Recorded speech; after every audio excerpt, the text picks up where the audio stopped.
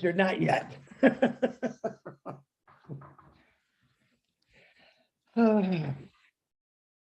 Hey. Welcome to the 1,360,000 webinar of Oh Bless. We're going to clean up this mess. All right. Here's what I really want to say. This is what I'm really waiting for. This is the excitement that's coming out of my heart from a passive. I can't wait to say, hey. We just saved millions of people and got them off the streets. We just saved millions of people and got them clean water. We just saved millions of people and got them an income. That's what I can't wait to say. I'm dying to say it. I think it's going to be soon. I can't wait till November. As you all know what's coming. It's going to be a lot of fun. I'm going to go rent TVs. I'm going to take my neighbor's TVs and I'm going to put them all over my house and I'm going to watch it passive. And then I'm going to take pictures of it all. And then I'm going to send to all those naysayers. Look at this. You still think I'm talking junk? Here we go. All right. Oh, bless. I'm excited. You can see I'm fired up. I have two very special people who I'm going to hand over the microphone here in a second. They're a little shy, but I don't think they really are. When I got them on the phone, man, they were just going at it. Mr. Jeff and Miss Jana, I believe it's pronounced, and I'm not even trying your last name, Mascaglio. Is that how you pronounce it? Just say yes or no. Well, we'll let you correct me when you come on here. These individuals are very, very special. They have a very special thing that they're doing. They're also surviving through their industry. They're trying to help their industry, and they're going to explain all about it and what they're going to do. So on that note, I'd like to introduce Jeff and Jana Busek. You know what? We'll just call you Jeff and Jana B. I'll let you say your last name when you come on. So the show is all yours. Jana and Jeff, anything you need, just ask and we'll get there. But you can unmute yourself, introduce yourselves, and let's get it going. Okay. All right. Wow, what a lively bunch. Yes. We love it. We love it. We are very, we like to have a lot of fun on our farm too. So we might look shy, but we are definitely not shy. No, Right, honey? no, we're not. Yes. So my name's Jeff and it's Basiglio. Pretty Yes. easy. Yes. And my wife, Jana. So I am a third generation dairy farmer. We have been in the dairy industry my family has for about 70 years. I decided to kind of follow my dad's footsteps when we were down in Florida and we took the farm over. So now unfortunately, we moved out of Florida. We moved up here to Georgia because of real estate issues. And we had to, family wanted to sell the land. So in order to continue on, we had to relocate. And so that's why we're here now in Georgia. It's been a walk. It's been a very, very faithful walk, I should say.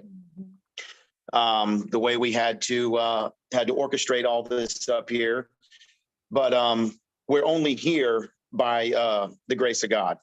We're only here walking by faith is how we're running this business. And our business motto here now, which we have adopted, is farm by faith. And that's the only way we can do this here because we're in an industry that is very challenging.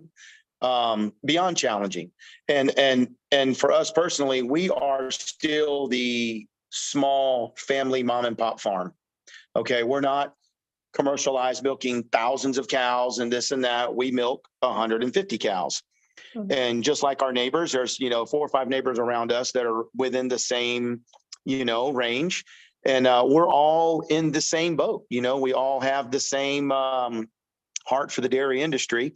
We all have the same just vision where, we want to be able to help, So, what we're on this call tonight is to pass some of our ideas along to the group and to see how, that will resonate with everybody in what we have in mind. So you have anything yet, hon? Yes, so I just want to give you a little bit of background about myself. I was born and raised in Czech Republic. I moved here to US when I was 20 years old.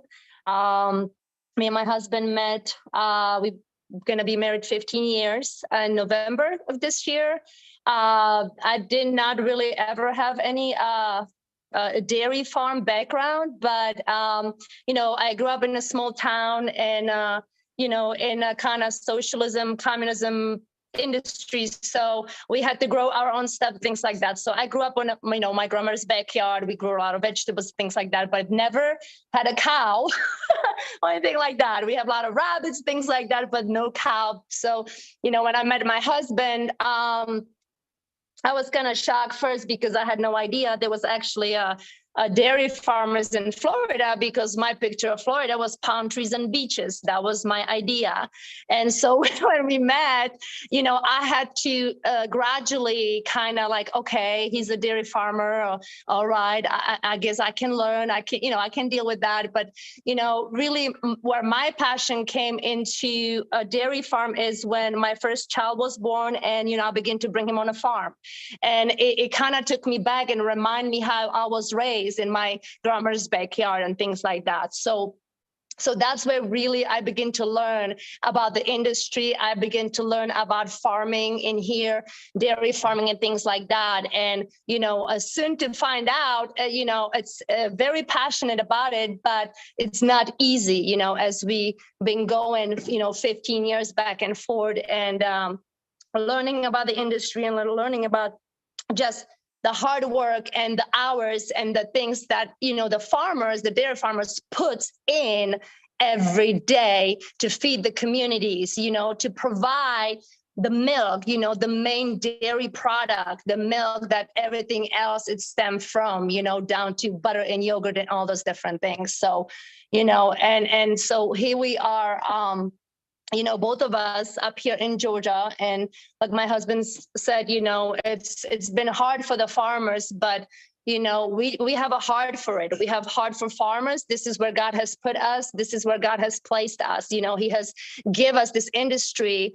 And, we try to figure out for the longest time, okay, what are we doing? What are we doing? We kind of hanging by the thread. And, when OnPassive came and we signed up, and I think we signed up in 2021, in April 2021. So it's been like a year and a half.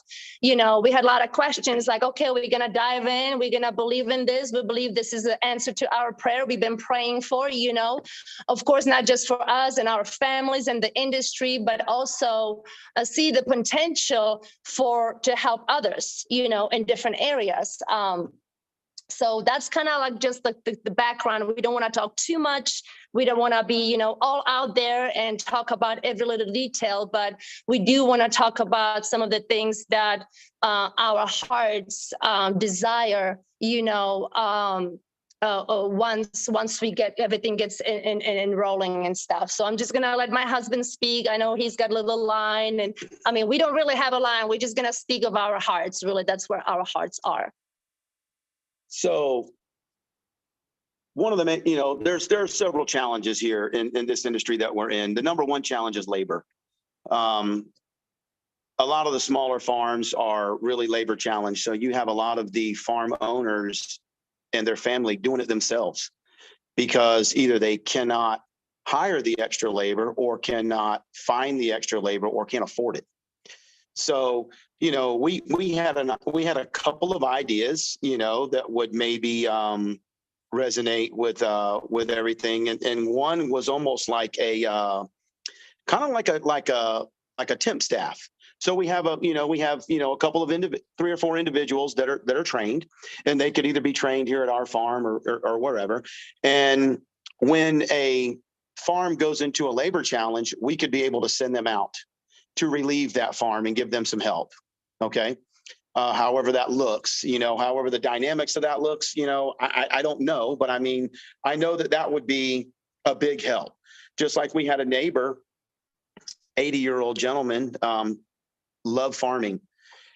He was labor challenged. So he made the decision to close his farm.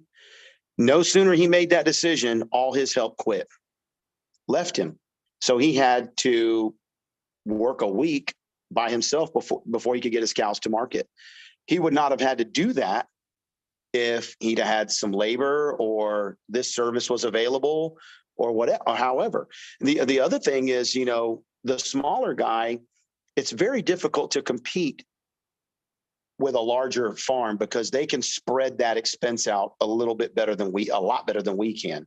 So, when we're challenged with operating expenses, you don't get a lot of favors and breaks, from a lot of your people. Fortunately, we have been very blessed with our vendors, and they have worked with us. But there's a lot of vendors that'll say, well, you know what, we're just going to cut you off. So when you have that on your plate and you're trying to operate your farm, and you have to have that in the back of your mind, thinking, are they going to send us a load of feed for our animals? Are we going to be able to keep working another week? It becomes very stressful and not fun anymore.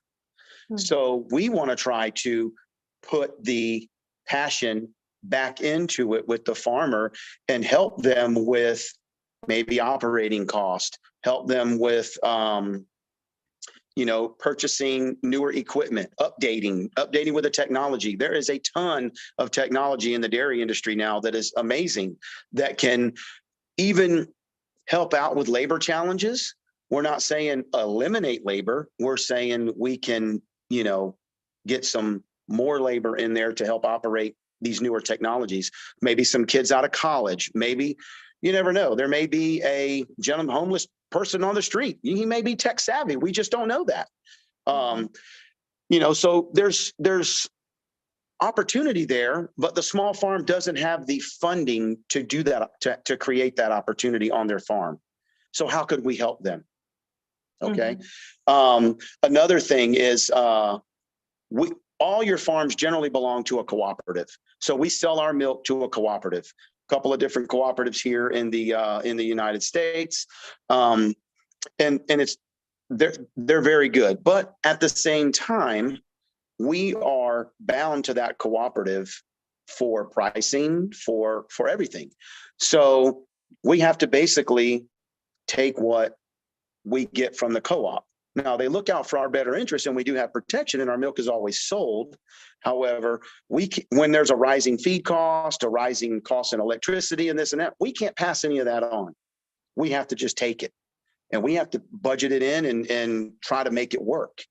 So if you want to try to expand, say you want to put in more cattle, well, now you have to look at, can I afford to feed those extra mouths? So we're wondering, what can we do to help farmers expand? What can we do to maybe help the community? Could we put in a localized processing plant where the small farmer would then haul his milk to that processing plant, and then that plant in turn would then process the milk there and then disperse it however it needed to go, whether it be shelters, food banks, the public, however, less fortunate, single mothers, however that needs to look. But that processing plant would have, there would have to be some way to fund that for the farmer to pay his bills here to produce the milk. It's not a problem producing it. That's not the problem. The problem is our cost to do business. So, we want to be able to put the passion back into these guys and these young farmers and these families. And it's all over the United States and the world that are, I know in the United States, we're all in the same boat, the small guy. For example, there was a bunch of farms up in the Northeast that had to go out of business because they lost their contracts, their milk contracts. Their company told them, hey, we're not buying your milk no more. Now, how would that make you feel if you're a fourth generation farmer and your farm is over 100 years old and you're milking 60 cows and that's your livelihood, and all of a sudden you don't have a contract on your milk and you got to feed your family? You had farmers, dairy farmers, committing suicide over this because they had nowhere to go. It breaks my heart for that. I just made me sick to see that a fellow farmer in our industry had to go through that, had no future for their kids, for their next generation. How do we preserve the next generation Mhm. in the small farm? How do we do that? We keep the farms operating. We got to keep them operating and keep them going and keep that 100% wholesome product that everybody needs in their home. Look at when they had a baby formula shortage. Why wasn't the dairy industry approached for that? Everybody had milk. That would have been an opportunity there, to alleviate that shortage. Could have went into that world. And I just couldn't, for the life of me, gather why that avenue wasn't approached. Our kids, that's all our kids drank, milk from our tank. And that's how we raised our children. Well, I think that, for my husband, it's been just such a passion because he is the third generation, but there's just a lot more to it than that. Like he was talking about, preserving the next generation. I'm looking at my children. And, we've been in a situation already a couple of times when we're like, okay, what are we doing? Where are we going with this? And of course, there's been a lot of pressure on our end, but, our hearts really is to preserve it to the next generation and the farmers, because without the farms, we know where the industry's already going. We've seen it everywhere, all around us. Everything is changing in different areas, but the food industry, the dairy industry, and the farmers, that's where everything began. That's where food comes from. So we want to preserve that. We want to preserve the small family farms. We want to help those families, even in the industry that has struggled, because we know how it feels like. We know what we walk through those shoes every single day. Just like my husband said, help the community around us. Like if we can put a plan, like for example, we talk about with you, Chris, like we share our passion. If we have the funds, if we have when on passive comes, and we have the funds, how can we help not only this farm to preserve generation for our children so they can carry on into the next generation, but for the other family farmers, because that's where your food is coming from. It's a community thing. Farmers are for communities and always has been. Back in the days, that's what it was. You had a community, everybody gathered, everybody shared with neighbors, everybody came to the one location, and that's how it was. But, obviously the food industry changed so much over the years. So our passion is to, extend that. And then maybe, yes, if we can build a plant in here, and we can do something different with the milk industry. We can start using the dairy products. We can start doing butter. We can start doing yogurts. We can start doing cream cheese. And not only that, but we can start doing that, but we can also provide more jobs, because we'll have facility where we can help the families and help them around. So, well, I don't have a job. Hey, why don't I bring you over here? I have something for you to do over here. You can package milk. You can start making yogurts. You can start doing that. So that is just the area, like we talk about it, in the dairy industry, but our hearts, it's really, it's always been to bless people, to poor people, because yes, there are a lot of homeless people. And trust me, I've seen them on the road every day. And when I stop, I talk to them, because that is just our hearts. That's where we are. That is our passion. I have family that is overseas. It's not easy for them. They still struggle. Like my mom, there's so much even in my country, there's so many areas, little villages that think people live, barely making it through, and they can do, because financially they struggle because of the era that keeps continue in that country. So it's all around us. We're not just talking about, yes, our passion is dairy. Yes, our passion is a farmers, but really our hearts is for all people. It could be the single mother. It could be, orphanage. It could be a church that needs the help. It could be a missionaries that go out. How can we help? Because, also we talk about the beef industry. We don't buy a beef. We do our own. We process our own. We kill our cattle, and we have our own meat. How can we do that more? We do it on a small scale because that's where we are right now.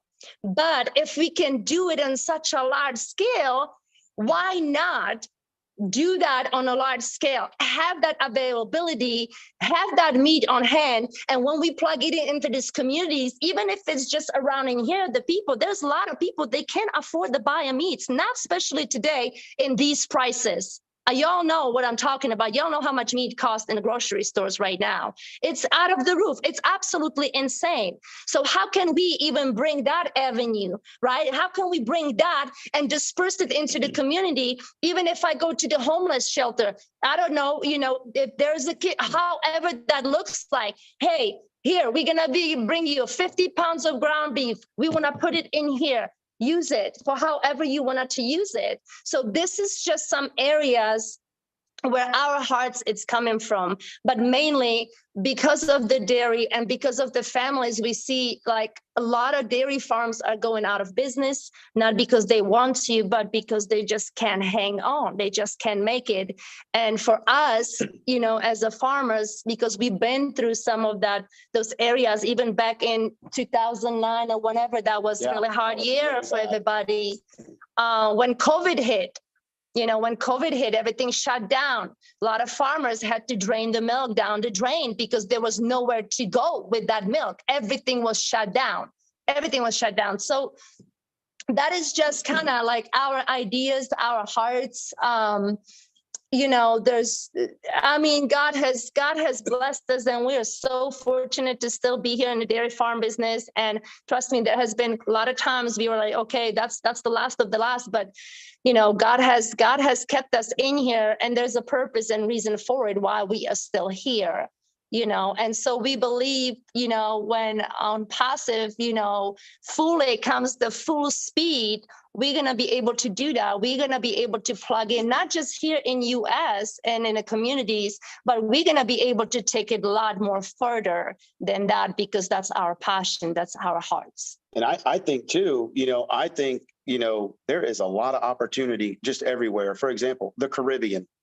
Okay. We could go over there. We have the people and the technology to go to the Caribbean, put in a farm over there, put in a processing plant over there, create some jobs for those folks, and then have it to where that milk is going to that processing plant, and that plant is producing those products for those people over there.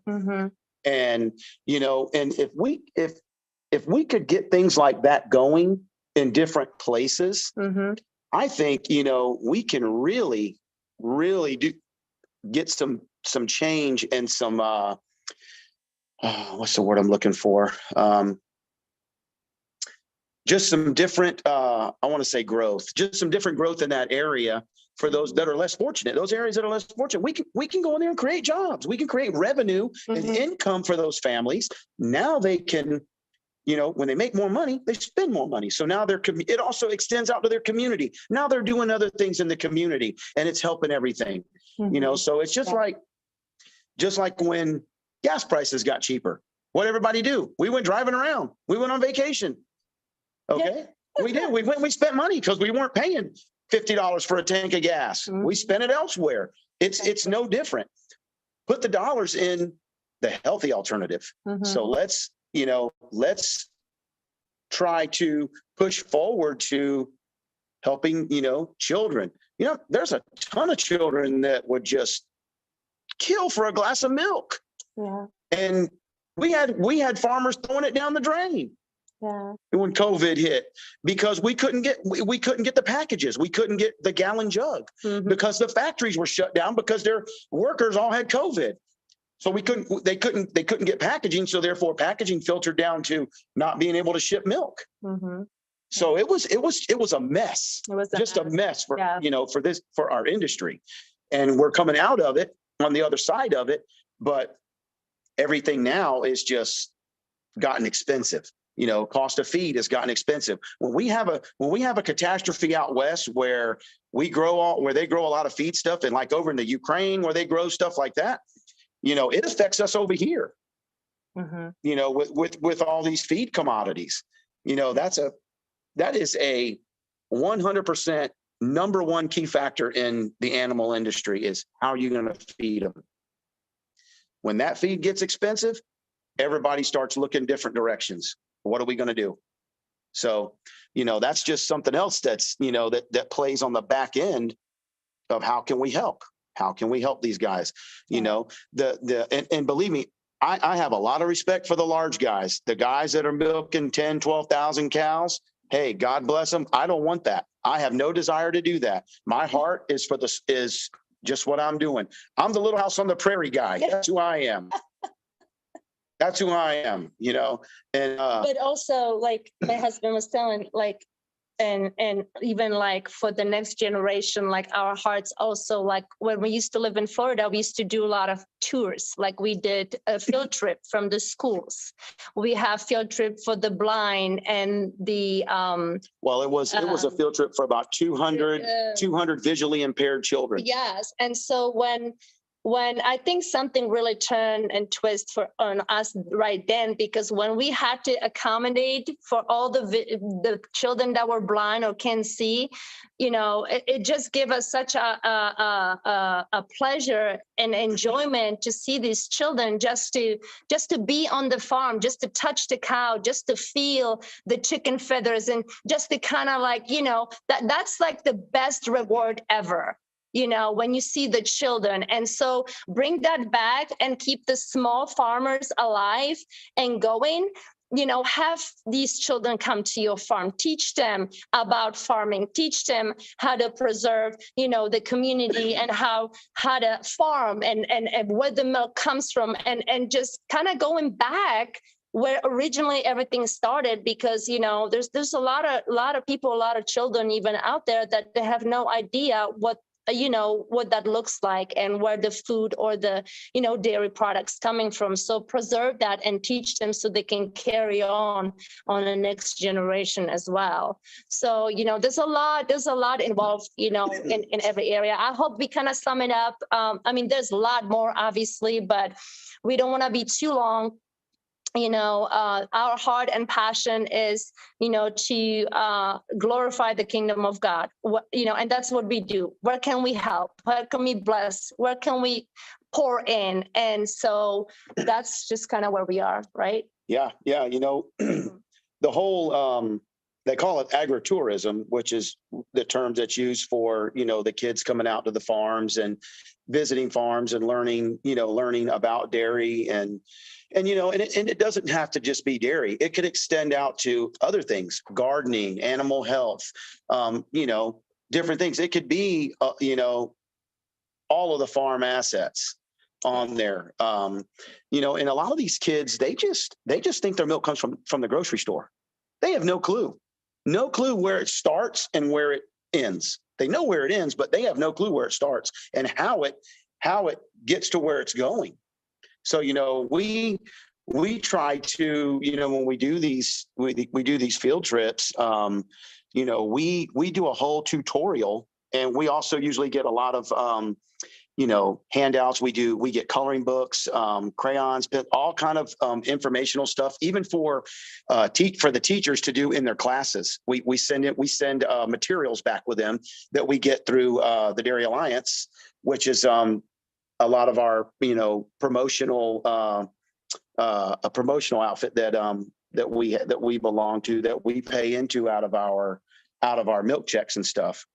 So, it's just very rewarding when you can have a group of kids come to your farm and they can leave there knowing that they know where their milk came from, or how all that started, from start to finish. Mm-hmm. So, we do a lot of that. We're just not set up real good to do that here. We do a little bit of it with some homeschool groups and stuff like that. We've had some good turnouts. We've had, 40, 50 kids here, mm-hmm. with parents and everything. So we've had, pretty good turnout. But, we would like to have that a little bit more classroom style, and then really be a little more hands-on, and really give them give them their money's worth. Let's put it that way. And, but anyway, so that's just kind of, what we have in mind in a nutshell. we're open for any questions or comments.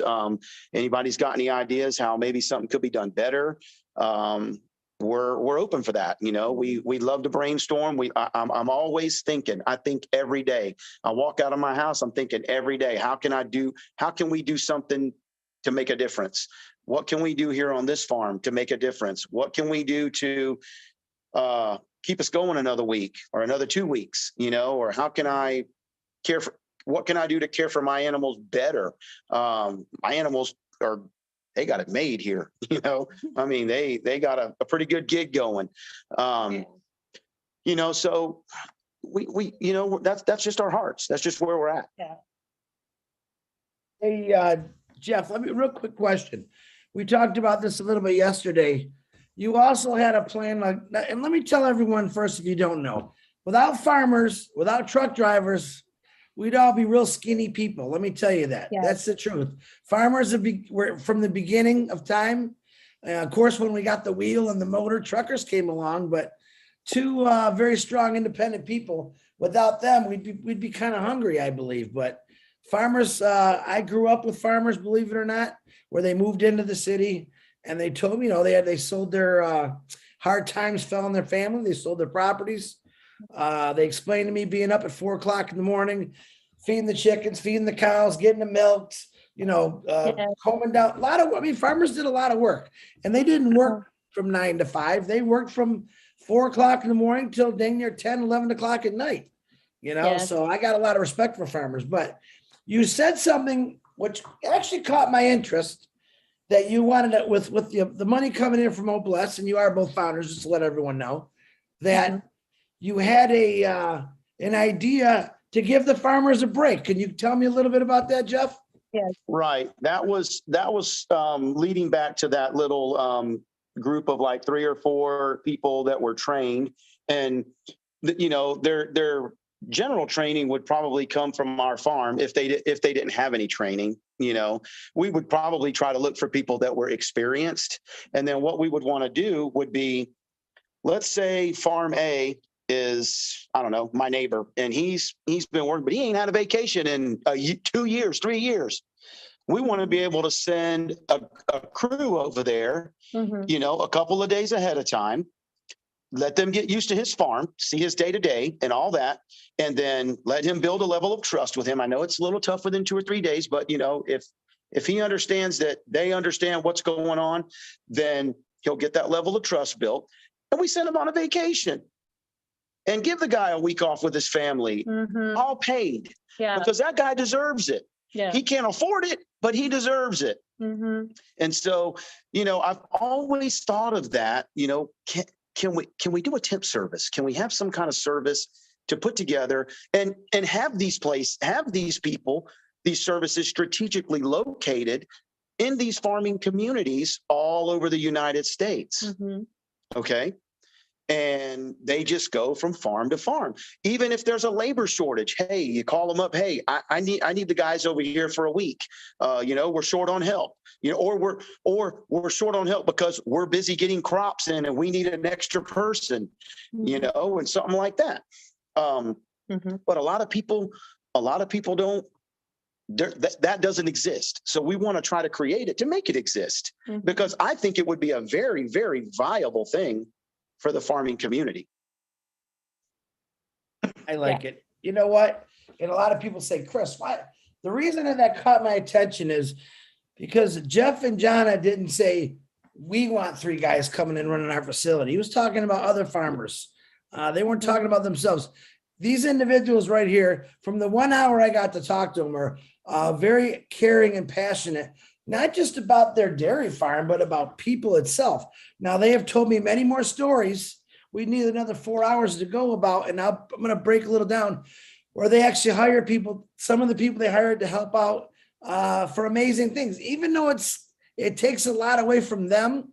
They're all about helping people. They have people that work on their farm that, Jeff and John, share the one story, because I don't want to go into all this, the sad stories about the lady and her husband was getting sick in insurance. I think it was something like that. Can you share that one with us, please? Who? Oh, you mean our part-time help? Yes. Yes, we there was another farm down the road that ended up, they closed down. So I went to their cattle sale over there because they had an on-farm sale. You know, my neighbor, I want to go support him, you know, maybe buy 1 or 2 cows, which I did. So I was there talking to some of the people that work there. Well, there happened to be a mother-daughter team that worked there and took care of a lot of their babies, you know, raised the baby calves and stuff like that. And the daughter milked in the barn and stuff. And I said, well, listen, I said, you know, if you guys are looking for, you know, a little bit of work, I said, you know, I probably can have a place for you over at our barn. And she said, okay. So, you know, I got their phone number, and, you know, a little bit of time went by, and I talked with my wife. I said, you know, I think I want to give that lady a call and have them come out and visit with us and just talk with them. So we did. Come to find out, her daughter is actually got a degree in animal science from UGA, and which is great. And so I asked her, I said, you know, what would you be interested in doing? She says, well, I'm just really looking for something part-time. You know, my husband is on disability because I guess he had a work accident.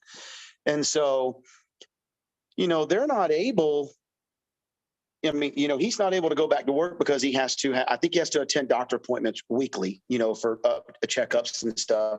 So she's working here for me 2 days a week, and we're training her, you know, our style of milking in the barn and this and that.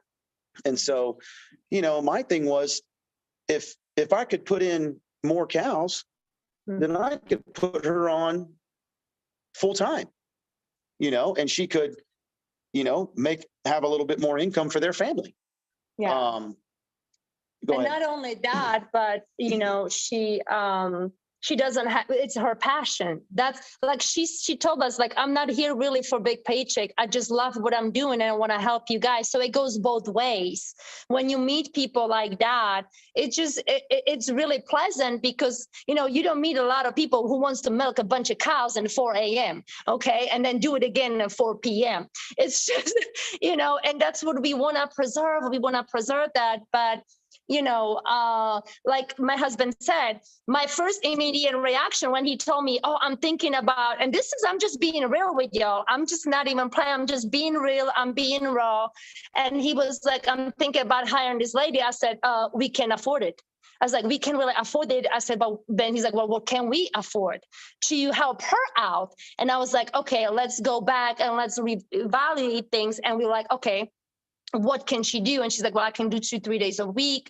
And we're like, okay, we can do this and that, you know. So it's those things, like we, you know, we like, oh, I can, but yes, we wanted to do it. So we go above and beyond and whatever. If it's only 3 days for her and it helps her, why not?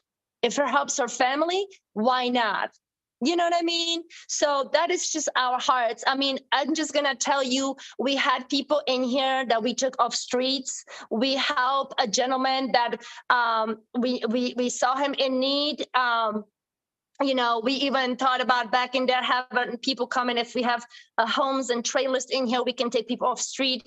We can put them in their trailer and give them like 3 months and teach them how to dairy, give them job, put them back on their feet. That was all ideas we had. And, you know, we had a couple people in here, and, you know, unfortunately they didn't want the help. After like 5 months, they just left because they, you know, for whatever reason, they fall back into, you know, drugs or whatever it is. But we did have that. And so that's our heart. Like, we don't mind taking people in. We want to do that. We want to take the people off streets, because it's tearing my heart when I see a young person. For example, I saw this gentleman, I don't know where it was, at Walmart, and he was so young, and I just stopped by. He was standing in the rain. I said, what are you doing here in the rain? And he says, well, I'm just trying. And he told me the story. I said, get in this car. And my kids were me. I said, get in this car right now. He's like, are we going into Walmart? I said, and I'm going to get you shoes. I'm going to get you what you need. And so he's like, no, ma'am, I don't want to get in your car, because he was so worried he's going to get my car dirty. I said, I don't care. Get in this vehicle now. And so we went, and I took him. And you know what? Not only he needed the shoes and pants and all that, but I began to minister to him. And I got to find out his heart, why he's on the street. I said, what what are you doing on the streets? You are 20 years old. How did you got here? And you know what? He told me his story, and I got him what I got him. I said, I wish I can just take you, to my house and give you a shower. But I said, I live like 40 minutes from this town. We live in the middle of nowhere. But I saw his heart.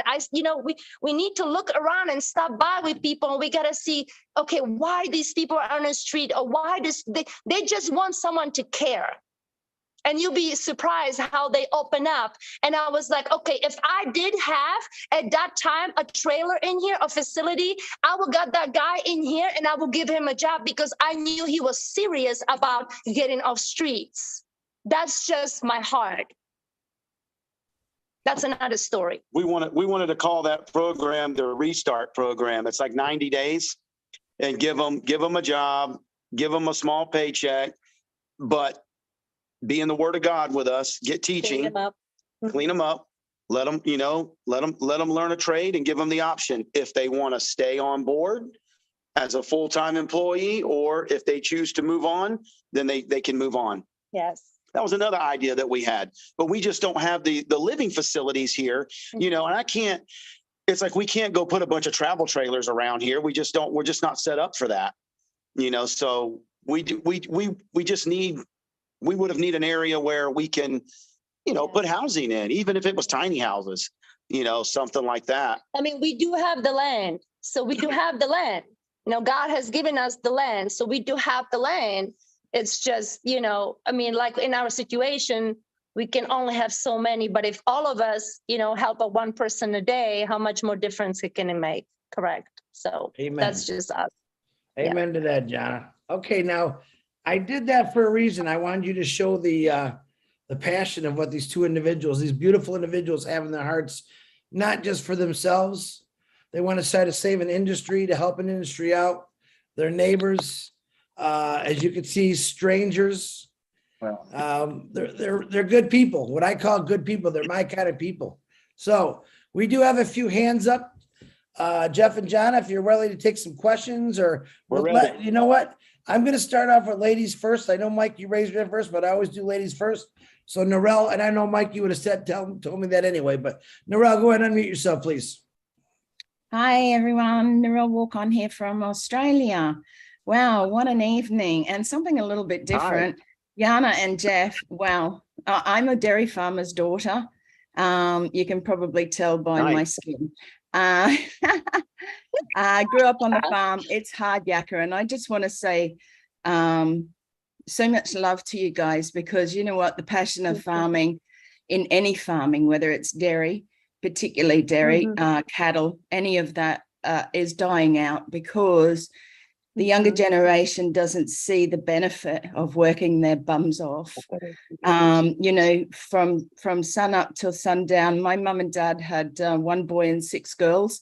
My poor dad missed out on the boys to help on the farm, because that's what they were. They were dairy farmers. They were very poor. Their parents were dairy farmers, and they didn't own the farm. What they called share farmed.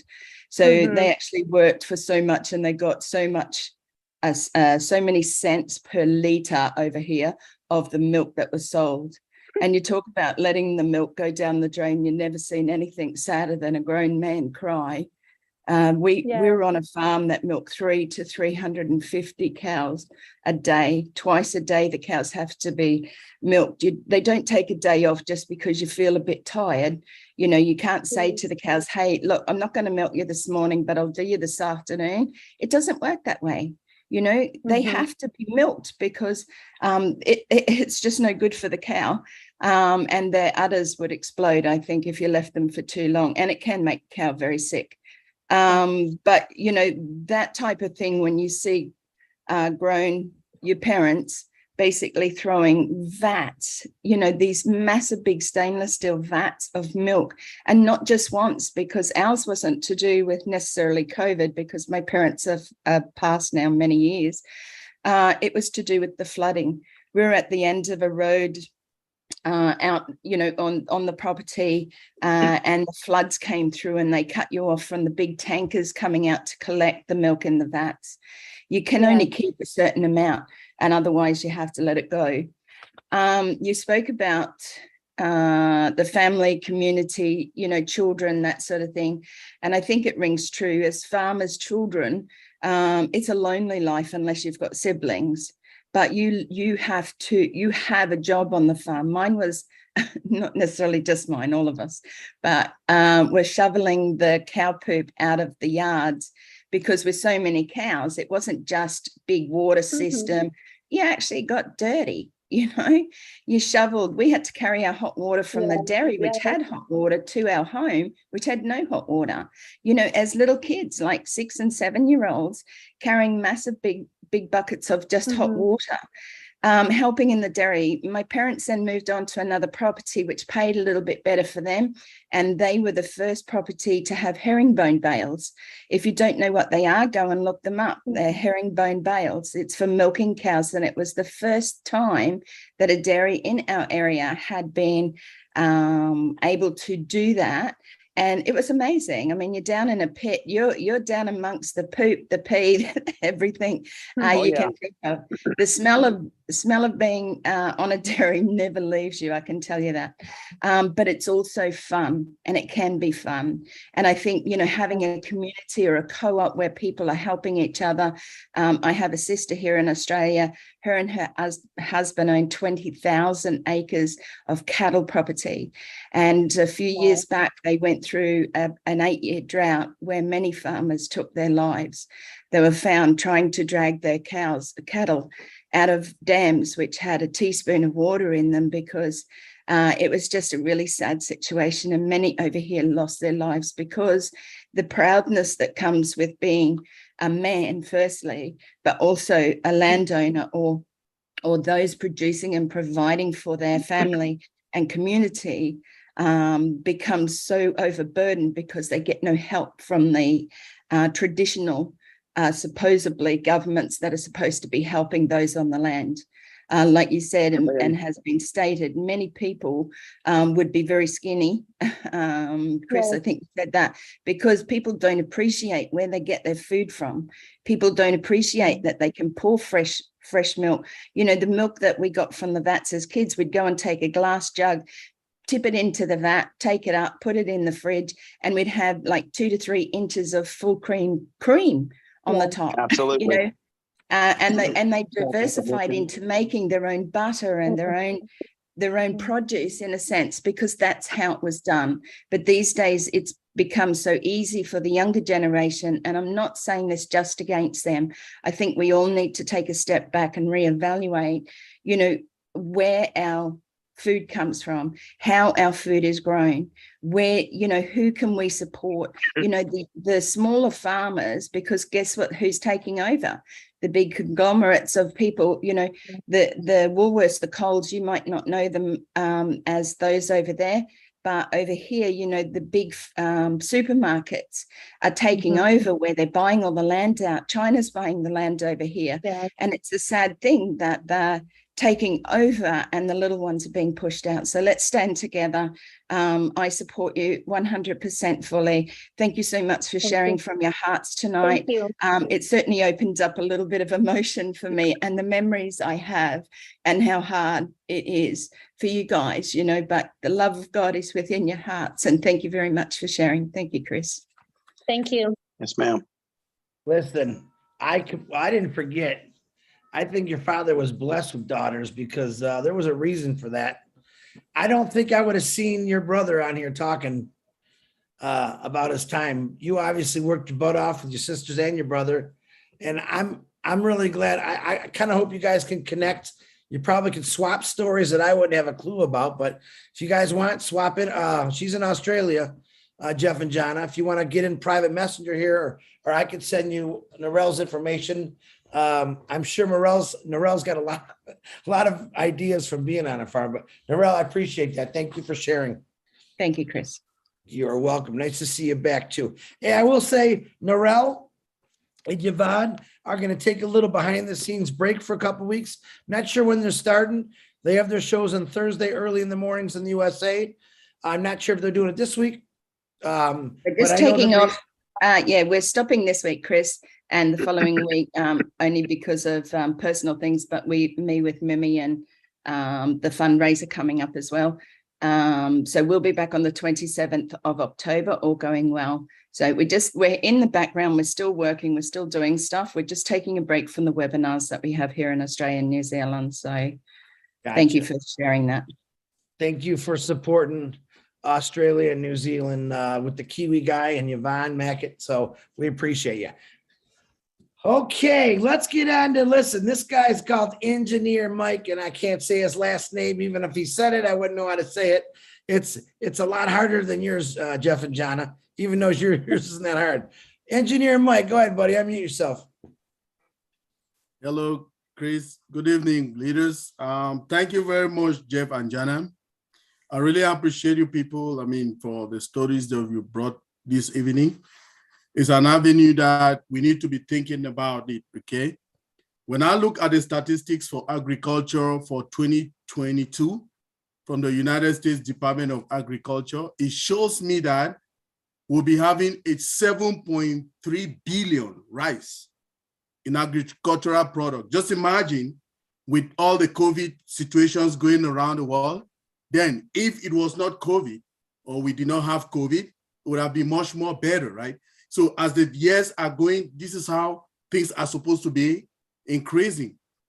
Now, coming to particularly on dairy farming, you see that dairy farming, it also has a lot to do with a lot of new modern technologies, right? And the new modern technologies, if we have these new modern technologies, it will improve their productivity, okay?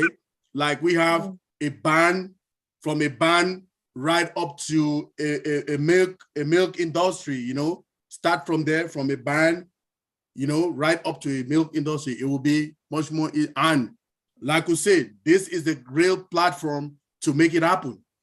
You people were talking about agro-tourism. That is something that is amazing. So that these kids who are coming, they are the leaders of tomorrow, they will know eventually about all these dairy farming. So how can that be done?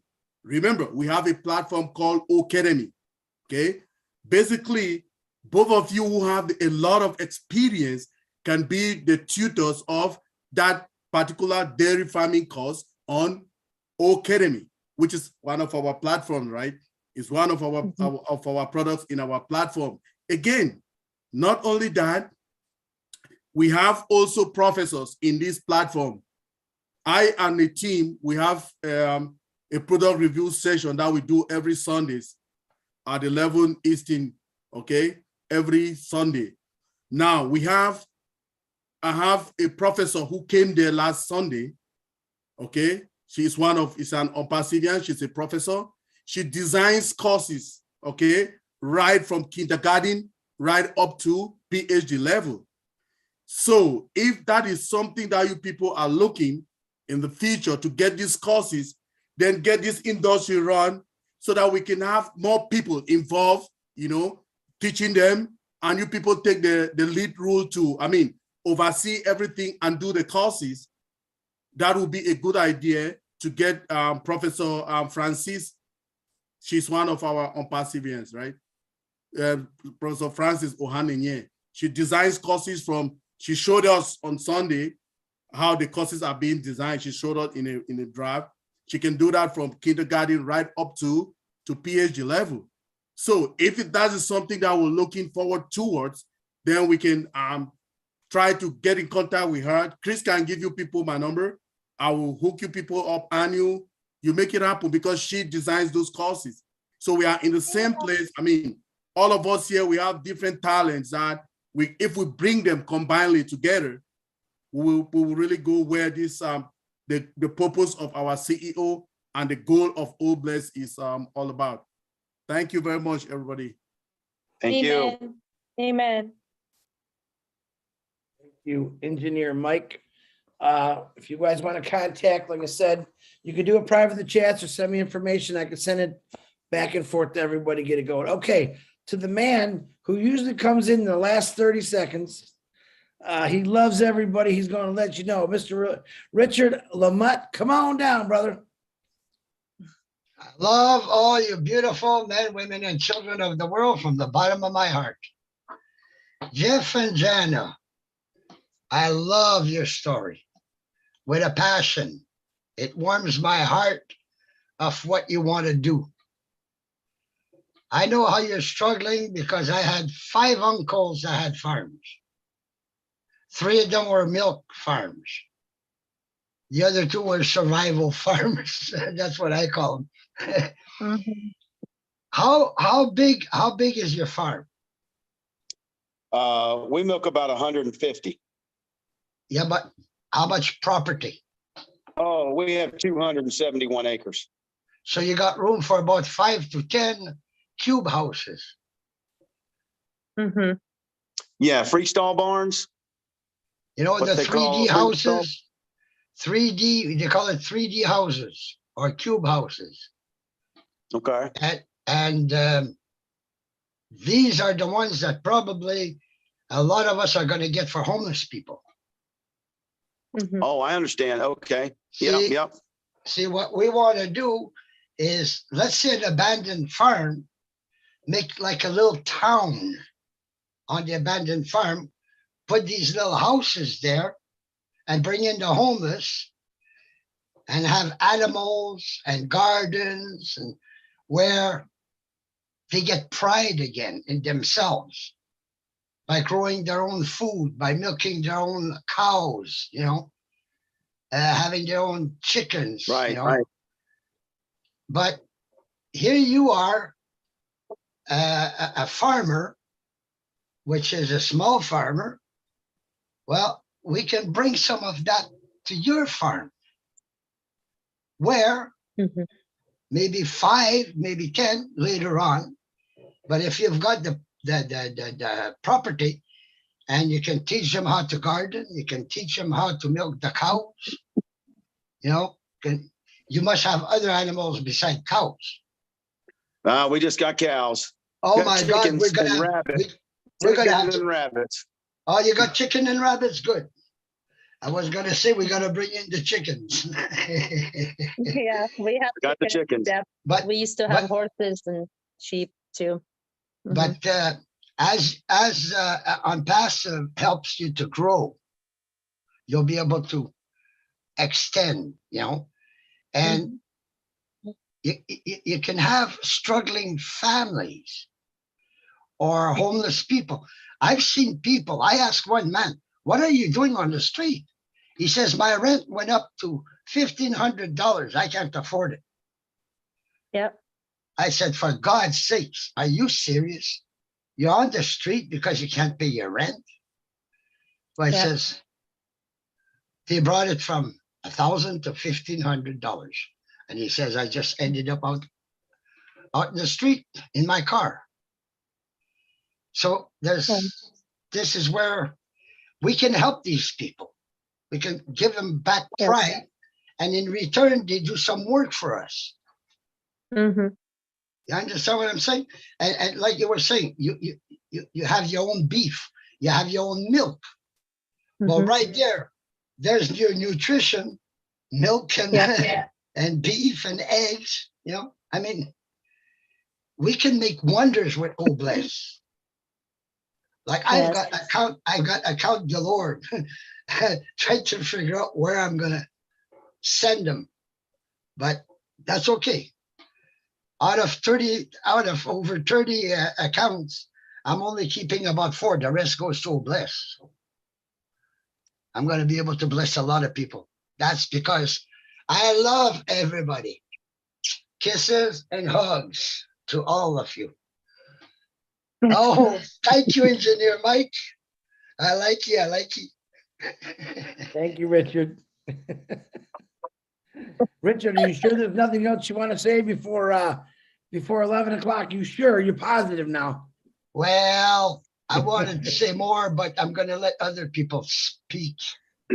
All right. We might have more time, Richard. You come back. We'll see. All right. Thank you, Richard. Appreciate you.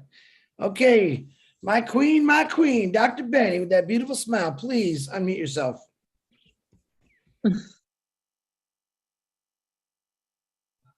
Jesus Christ. Good evening. Good evening, good morning, evening. good afternoon evening. to my brothers and sisters, my queens and kings on this amazing webinar in different parts of the globe. Brother Chris, thank you so much for giving me this opportunity. Miss Sister Jenna and Brother Jeff. JJ, right? I should just say JJ. Yes. I know I have never worked in a dairy farm before. I don't know how to do it, but maybe one day you guys will teach me also. Sure. Absolutely. To tell you the truth, the passion that you both have, I am so thrilled. I don't know what else to say. Now, you, Sister Jenna, you stated that I have never that the Lord, God is the one keeping you guys. Do you know Yes. why? Do you know why God is keeping you? Because of the Yes, passion that you guys have Yes. for the children, for the needy, for everything. So you know that, especially when you keep talking about children, you know, long time ago, during the olden days, Jesus Christ loved children a lot. Yes. Now, because of the passion you have, that is why our God is helping you guys. Oh, yes. I am so proud of you. Now, you said something that what can we do to help the community? How do we preserve the next generation? No preserving for the next generation. But guess what? There will be, because of the Yeah. passion you have.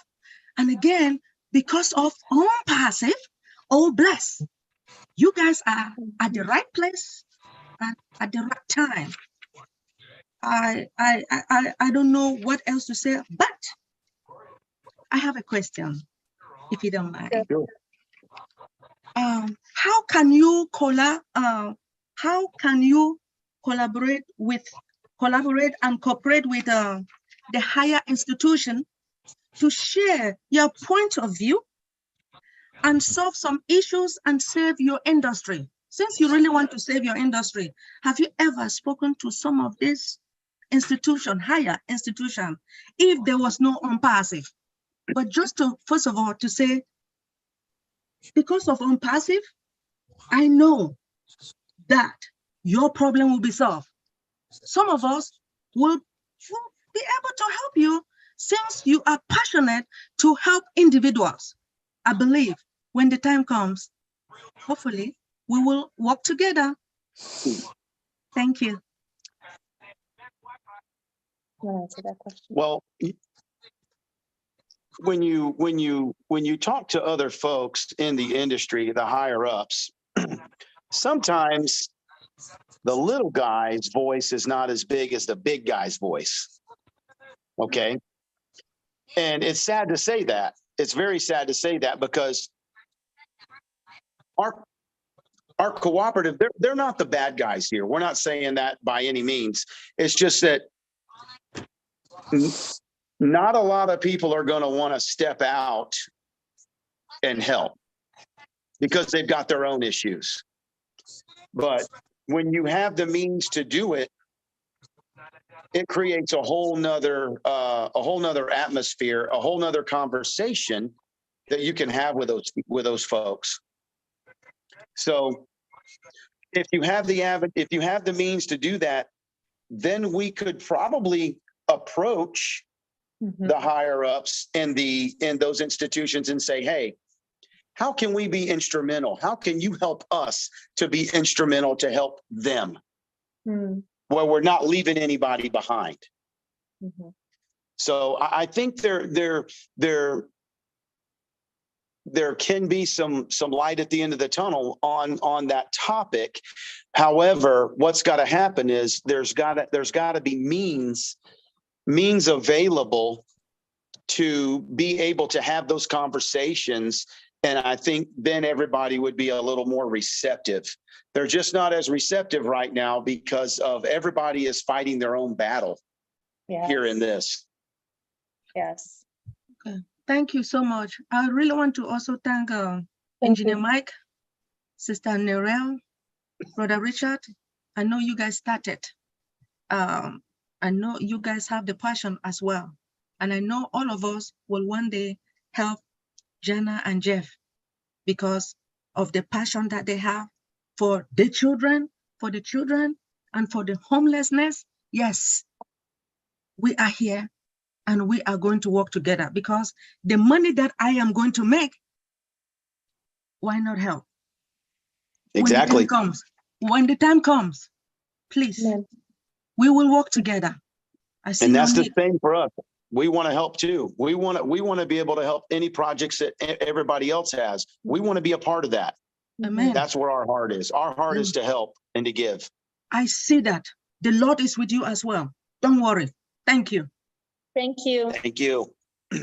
Dr. Benny, appreciate you. John and Jeff, always ladies first. I want to let you know, you got a voice here.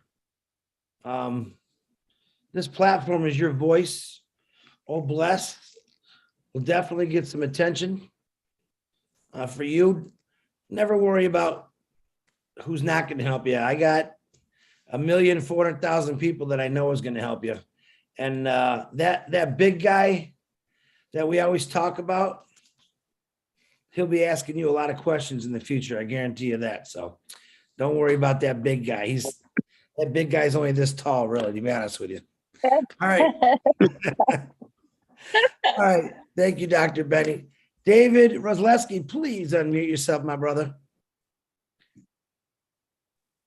Hey, guys. I just got to say, I'm really digging the heck out of everything here. Farming is real important. With Bill Gates buying up all the farmland and GMOs and, all the generational, thing he wants to do with everything, all the food processing plants catching on fire and blowing up. We're running out of food. We got a lot of people to feed. And I actually bought a position specifically for this, because what I want to do is sponsor like generational farmers, small farmers, like you said, the little guy whose voice isn't getting heard and they're regulating you out of business. I want to sponsor generational farmers that lost that stuff. I want to buy farmland, small plots. I don't want to do it big like Gates and become, obvious. I want to get small farmers going, put them on their farm, help them with equipment, seeds. I want to do all kinds of farming, vegetables, like you with cattle. I want to do chickens and, and all that other stuff. I figure we can gather the poop, shuffle it around to the different farms to feed all the food, to fertilize everything. I'm all about what you're doing. I love what you're doing. I got lots of ideas. I would really love to brainstorm with you sometime if you got that. Anytime. I've been working on it for about 2 years. I got a bunch of ideas. But I definitely want to keep in touch with you anyway, because I definitely want to get a few positions under you to help support you that way as well. But I want to be able to supplement all these farmers. And, instead of, trying to survive and sell in the market, you get good banner years where you get great bumper crops and you're doing good. And then the next year you got a drought and you're crapped out and you're wondering how you're going to feed your family half the year. What I want to do is guarantee the farmers an annual salary. There you go. What's your best year? Here's your salary. We're going to give you that. And instead of the government paying you to not grow here, I just want you to grow as much food as you possibly can, because I want to ship it to the food banks, to the soup kitchens, disaster areas. Whatever doesn't get eaten stuff before it goes bad, I want to freeze dry it and package it for, tsunami victims and earthquake and wildfires. People need to eat. I want to be able to do stuff like that. And once things start crashing, I want to be able to hand food out to people to try to keep them from going crazy. Yeah. Yes. We got a neighbor. We got a couple of neighbors around here, that grow that farm. They row crops, so they grow corn, soybeans, and stuff like that. I'd like to be able to go to that one neighbor who has been a blessing to us and lending us equipment, not charging us, and say, hey, bud, I want you to grow this crop, this corn, because we're going to give it away, but you're going to make money. Yes. You're going to make money. You're not going to have to worry about fertilizer costs, which is absolutely ridiculous right now for any of us. Nobody can purchase fertilizer because it's so expensive. And I've been watching. it's unbelievable. I mean, what we're doing here on the farm is we are using our own manure, which we've always have, but we collect it and we put it on our pastures. So, we utilize that to help lower some input cost and, be more sustainable. The whole thing now, the big thing in dairy is how can we be more sustainable? How can we use less water? How can we, be more environmentally friendly? Here on our farm, we spray no pesticides, no herbicides. We use no commercial fertilizer. We're not organic, but we are pretty natural. Yeah. Yep. I mean, in order to do it, especially nowadays, we kind of have to look back and see what they did back then, and it's going to do a lot better for the land too. Like I was going to talk to maybe rotating your crops. Okay, this year you grow wheat, this year you grow corn, this year you grow, I don't know, tomatoes, and then next rotate it to try to keep the land vital. I mean, I'm a carpenter. I don't know anything about it, but I know how important it is. And, I really like to pitch in somehow, and really do something. Make it different, not Band-Aid placebo. I want to really do something. Yeah, you can just get our information from Chris. Yeah. Okay. Awesome. Yep, he's got our numbers. Yeah, I only charge 50%. No, I'm just kidding. That's okay. We'll get you 50%. I'll get you any information you need. Dave Roslewski, thank you very much. Dave, my eyes are all swollen tonight. Are you growing a beard, my man? Is that what I'm seeing? Oh, I've had the beard since I could grow one, just because I got a baby face. I shaved this thing off. I look 20 years younger. No, you look like you got a Brucey beard. I thought I was talking to Bruce for a second with that beard.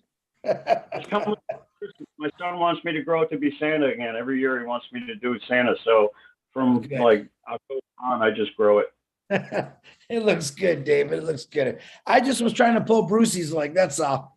All right, David. I was like, I pulled my hair and pulled in here, and it just got too short. I couldn't pull it back up. Gotcha. Don't worry, Bruce. You'll get your chance. Okay, thanks. Thanks, David. All right, Miss Carolina. Sweet Caroline. Ba, ba, ba. Unmute yourself, young lady. Okay, that's me, Sweet Caroline. Thank you so much for, this is the first Blast meeting that I've come to, and it's been very, very enjoyable. And Jana and Jeff, I love what you've talked about tonight. I just want to ask you, what part of Georgia are y'all in? We're in Gay, Georgia. You're in Atlanta? Yeah, I'm in North Atlanta, Gwinnett, Duluth, Georgia. Gwinnett? Okay, so you're probably about 2 hours from us. Okay. Yeah, Meriwether County. Sonoya. Okay. We're just below Sonoya. Okay. Yeah, down there south of the airport, right? Yep, Yes. about 40 miles south of the airport. Okay. Well, good. This is what I wanted to tell you, where you touched my heart. First of all, I've been in real estate for about 40 something years. So I know I don't look that old, but I have been in real estate that long. So I do have experience with like tiny houses, mobile homes, things like that. It's great to see that y'all have a lot of acres that we could possibly do something with that as far as helping the homeless and people like that. But I wanted to offer any of my real estate experience to your program, see what I can do to help y'all out.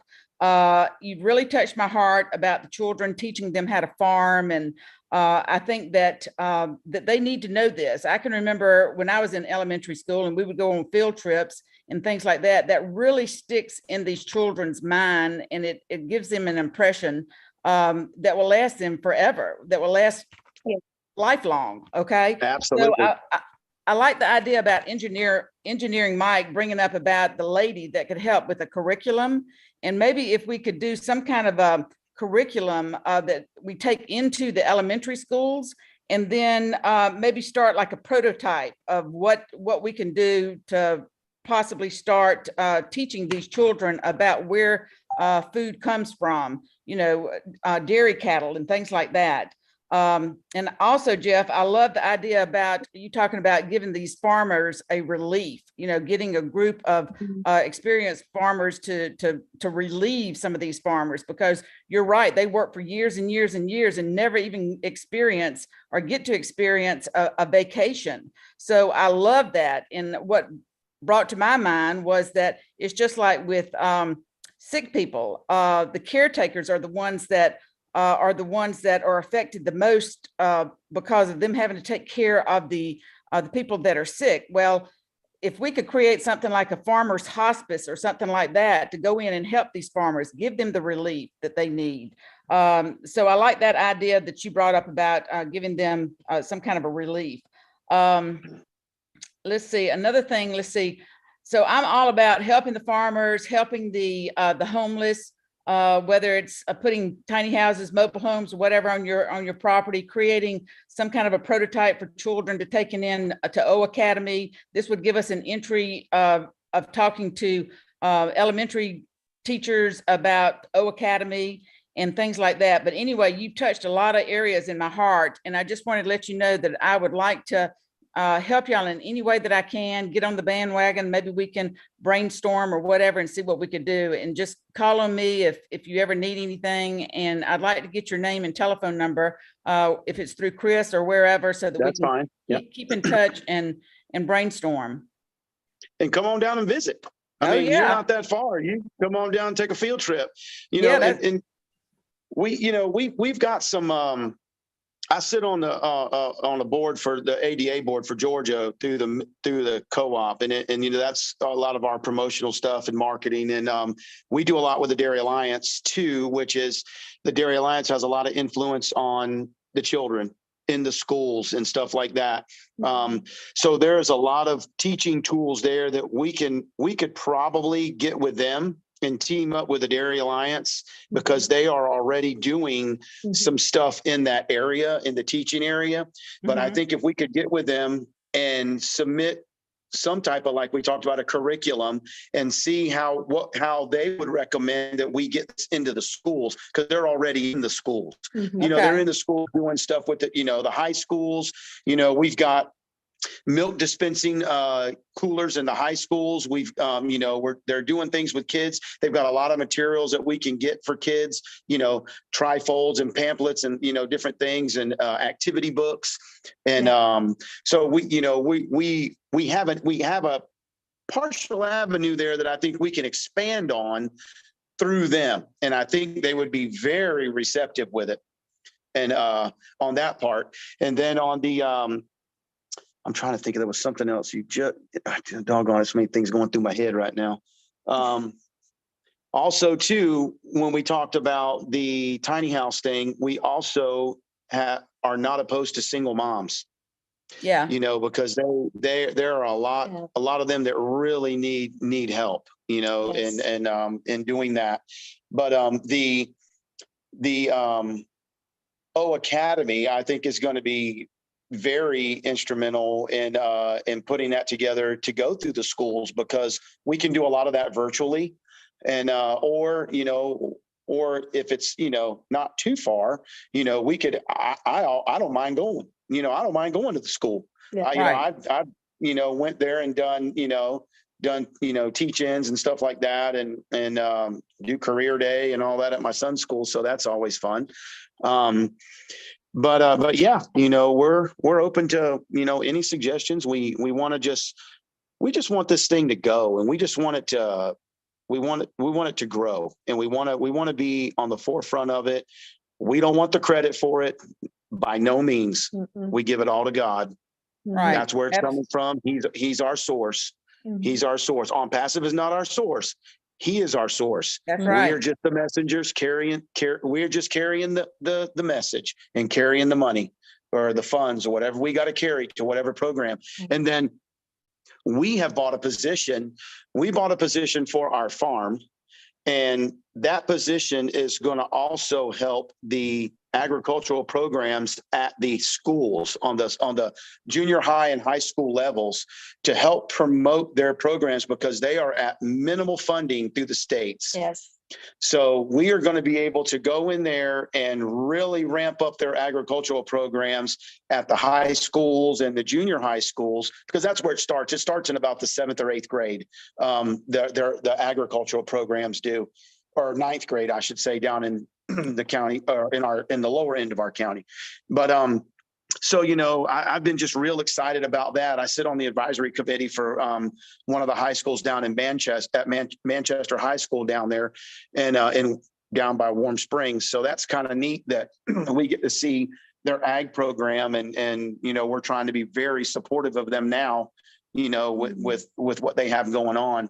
So we're excited. We're excited to see where a lot of this goes, and especially promoting the youth. That's our next generation. Absolutely. Well, I just love your passion and your thoughts that y'all are putting into this. And I think that if we get to a point to where we can make it scalable, just not for here in Georgia, but we can scale it all throughout the whole United States and absolutely possibly global. So we've got to start somewhere. But I think what we need to do is get Engineering Mike's, the lady that can help us with the academic, helping us with the curriculum and things like that we need to start someplace like that. And I am going to take you up on that field trip. I've got 2 grandchildren that I'd like to bring down there, and we come down there. Are you going to show them? Can you show us how to milk the cow? Yeah, if you be down here around 12 o'clock, we start about 12:30 in the afternoon. Oh wow, that sounds great. Well, that's all I've got to say. I would like to get your telephone, your contact information, and maybe if Chris can also give us Engineering Mike, so he can give us the person who can help us with the curriculum. But I'm all in, and I'm here to help you to do anything that I can to assist you. Yes, ma'am, and we help you any way we can Thank you too. so much. Thank you. Thank you. Thank you. Back to you, Chris. Thank you. Thank you, Caroline. Caroline, you have my information? No, I don't. No, I All right. don't. So put it, I want you to, if you can, in the private chat, shoot Mike a message, get his information or swap that right there and we'll get it back. He'll send it to me and he'll give you my information too. And I'll get it to John and Jeff. Okay, and I just go in there, instead of it going to everybody, I just do it to you and Mike. Yeah, just go, if you don't have mine, go to Mike, if you got Mike's, and then we'll go from there. Okay, all right, thank you all. Jeff, I Yes, already ma'am. sent you Dave Roseski information. You could send, you got a number you want to. I just sent a message, Caroline. Just check, you'll see. Okay, thank you. All righty. And Jeff, Dave Roseski sent me his number to give you. I sent it to you already. I think I got it. Yeah. Yeah, you want to give me your number back sometime? Send it back and I'll send it to him. You guys can connect up there. Yeah, you can give him my number. That's fine. Okay. Do I have your personal number? I don't think oh, yes, I do. What am I thinking? Yeah. I do. Yeah, you do. You got it. Hold on. It's been a long day for me. I do want to do 2 shout outs real quick. Our brother Gianna is in the hospital sick. He texted me that he's listening in. So say some prayers for Gianna. And Gladys Navarro, she is on the road. She's on her way to help someone in need, health issues. So make sure you shout out a prayer for them. We're saying hi to you from here right now, our brother and sister. So, and everyone else that's on these YouTube channels. We've got quite a few hands up. It's a little after 10:30. I'm going to get them all. Here's the guy who introduced me to Jeff. I finally get to see his face. I've talked to him on the phone. His name is Vital. Vital, please unmute yourself. And the pleasure is mine, brother. Yes, sir. Hi, Chris. Good afternoon, good evening, good night, everybody. Chris, I appreciate you very much, sir, for bringing in this powerhouse couple onto your Oh Blessed show tonight. These are my friends, and I'm so proud of them. Jeff and Yana, you're wonderful what you brought to the table. I tell you, the passion and love and admiration that you brought to the table is really admirable. And I want to thank you very much, Mr. Johnson, for bringing them on. I have a couple questions and then I'm going to have a little comment at the end. just the passion and love that you guys have for farming. My father was a farmer. I'm from Jamaica. My grandfather was a farmer, and my relatives were farmers also. And I wasn't too much of a guy of the farm, but I grew up on the farm helping. And when I heard you mention about taking this on the road to the Caribbean, you really warm my heart, because not only the Caribbean, but Africa, the Midwest, wherever the help is needed. And I could just see the passion and love in your heart to do this. And I want to thank you very much. And I want to ask you, Yana and Jeff, I live in Florida here, right in the Orlando area. And when you saw that devastation that took place in the hurricane, what was going through your mind at that time when you realized you could help and couldn't do anything? Oh, it was awful.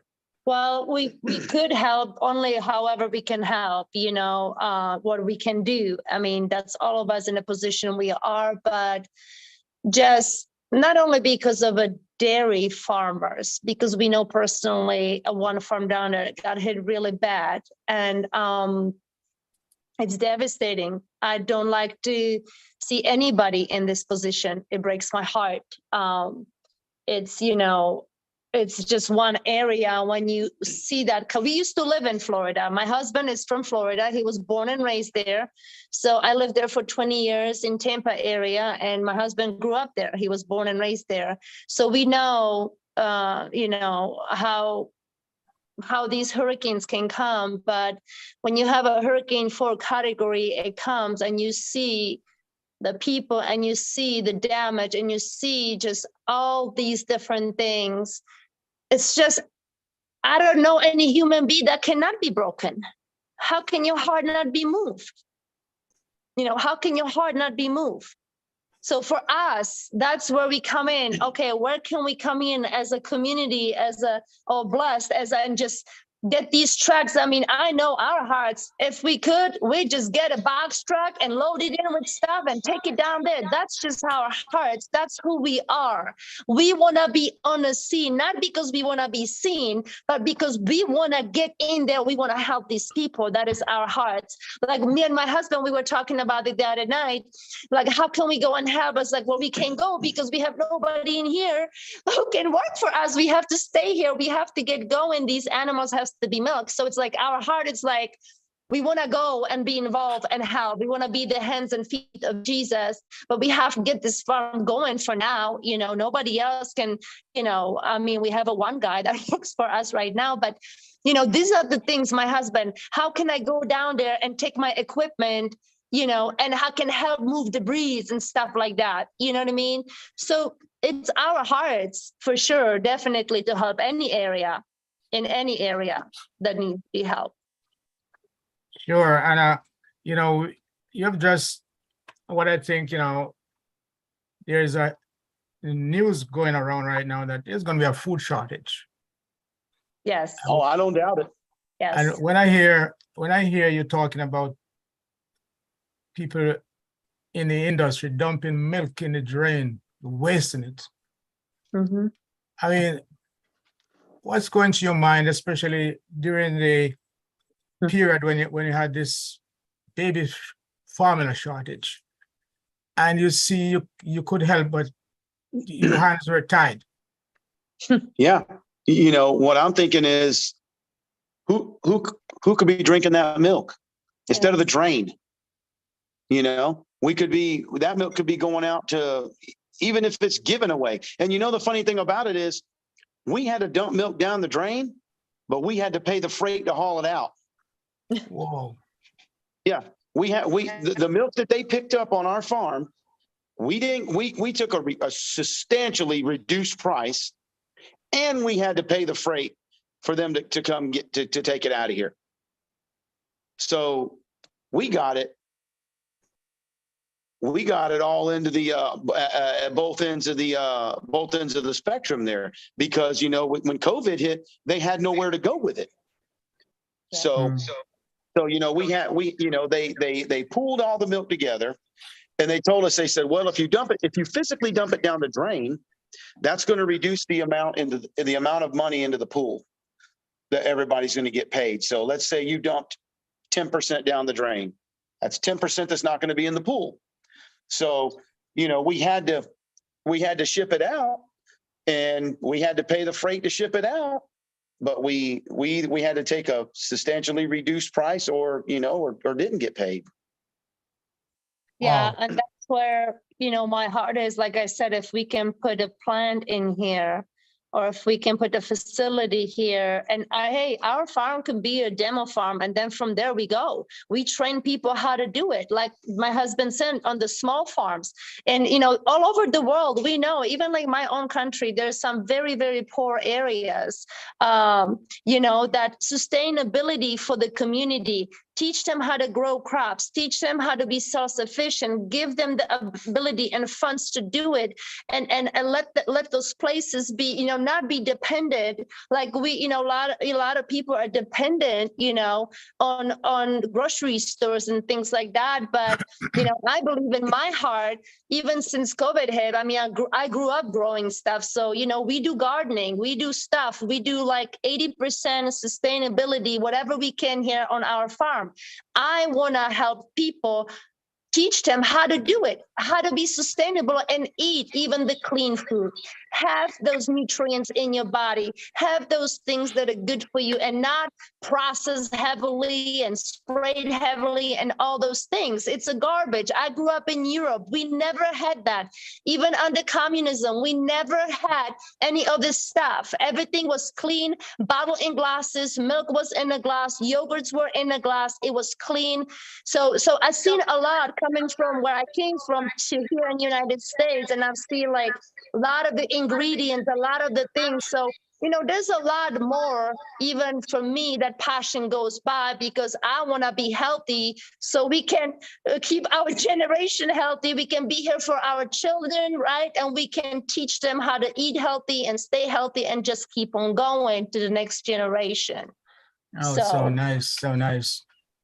And finally, I want you to clear up some rumors for me.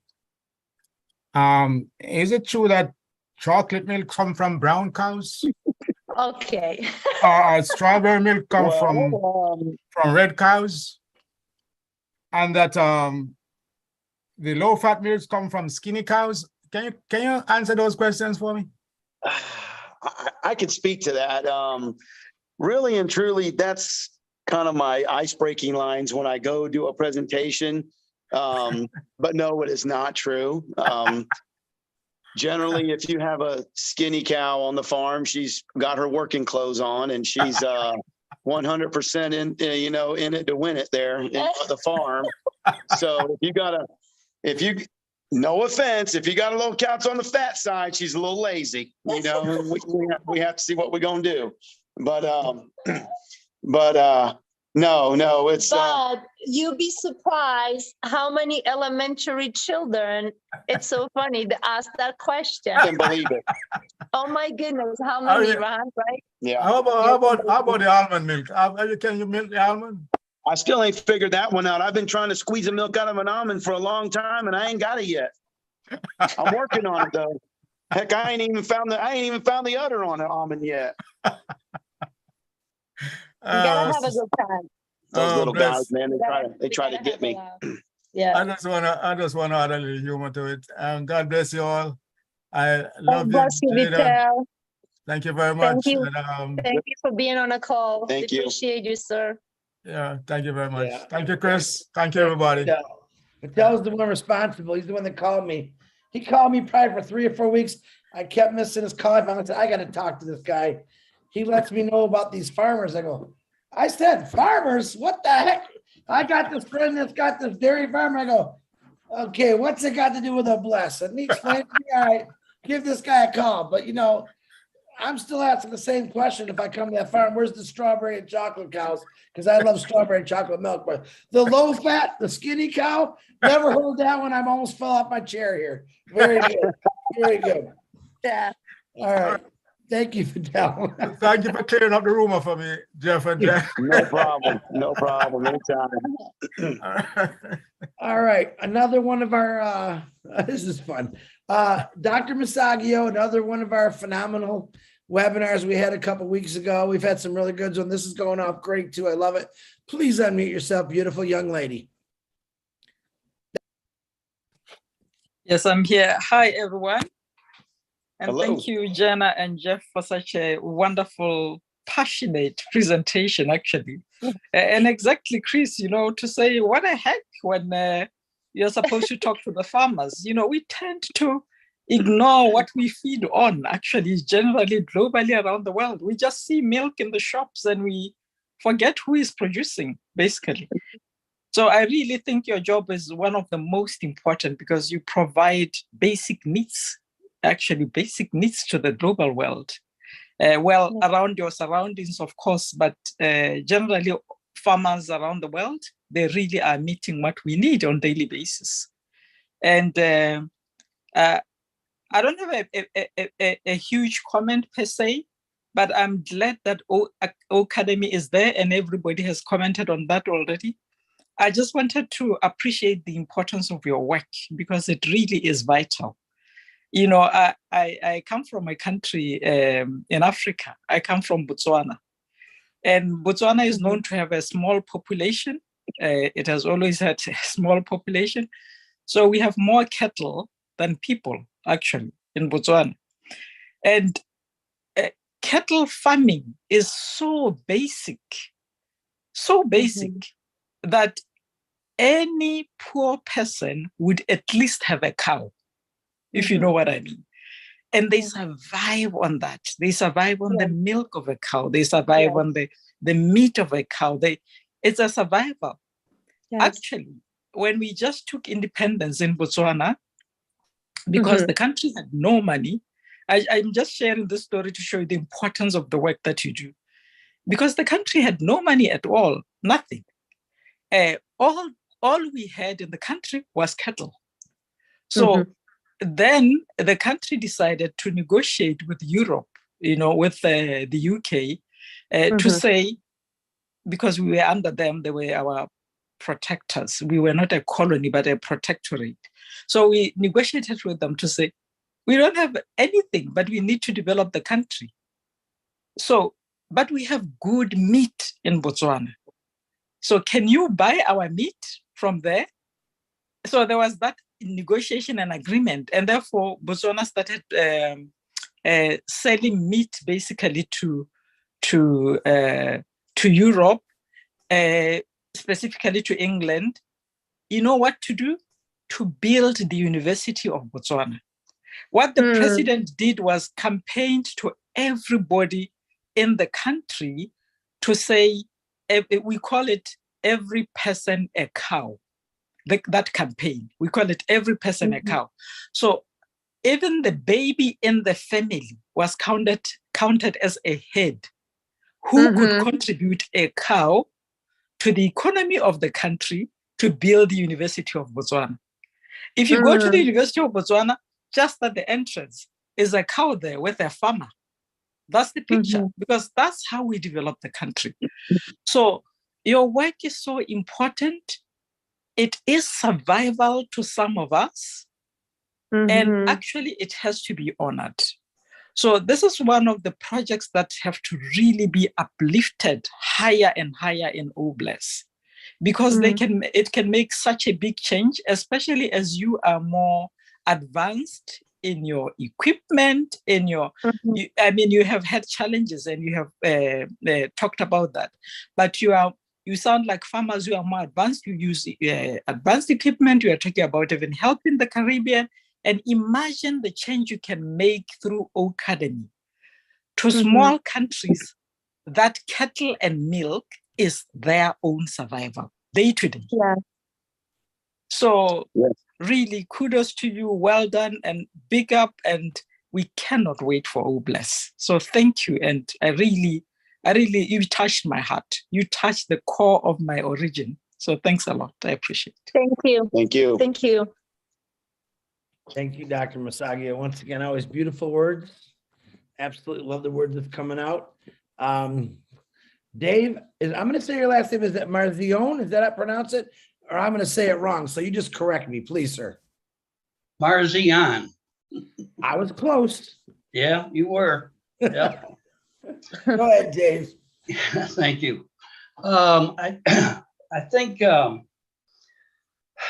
here in Michigan, when it gets really cold, when I was young, I used to believe that the cows, because it was so cold, would give ice cream. And that was the reason why I always seen cows hanging out behind a Dairy Queen. But really, I just want to clear a couple things up. You have 150 cows, correct? Yes, Correct. we're milking Okay. 150. Yeah. Okay, and you have 271 acres also. So you also mentioned something about something like a teaching farm where you could bring people in, get them taught on running a dairy farm, and then maybe helping your neighbors that needed help, correct? Correct. Okay, so how many people does it take, do you think it would take to train? You know, I mean, how many people do you think you would have? I mean, I know it has to do with the size of the farm and everything, but Right. you have to have some kind of a number in your head that you would. Right. I always base my labor on 1 man per 100 cows. Okay.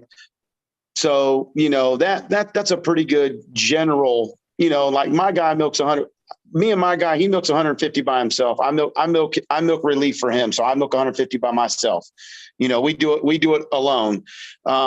We used to have 3 employees when we were milking, you know, 250, 260. We had 2 guys in the barn all the time. And then we had a 3rd guy that did chores and worked relief. So for whoever was in the barn, the outside guy would work his day off. And then I would fill in for the outside guy. So we kind of rotated. So generally, I would say 1 per 100 cows, depending on their operation and what else they have going on. You know, are they raising a bunch of baby calves? Are they have a bunch of, outside work that has to be done, feeding, other animals outside, young stock and all that. So that all has to be just kind of taken into consideration, which, depending on what their milking hours are too, that those extra chores could be delegated amongst the guys that we send there. When they get done with the milking, since it's only for a short period of time, that could be included in the scope of their work. Well, you're going to milk and then you got to go you're going to take care of the young stock and feed the babies and stuff. That's just all that's all on a per farm basis. But generally, I would say 1 man per 100 cows. And depending on what kind of barn you have too, how fast your parlor is. Our parlor here, we milk in a 8 called a rapid exit, and we milk through the back of the legs. So the cows stand parallel.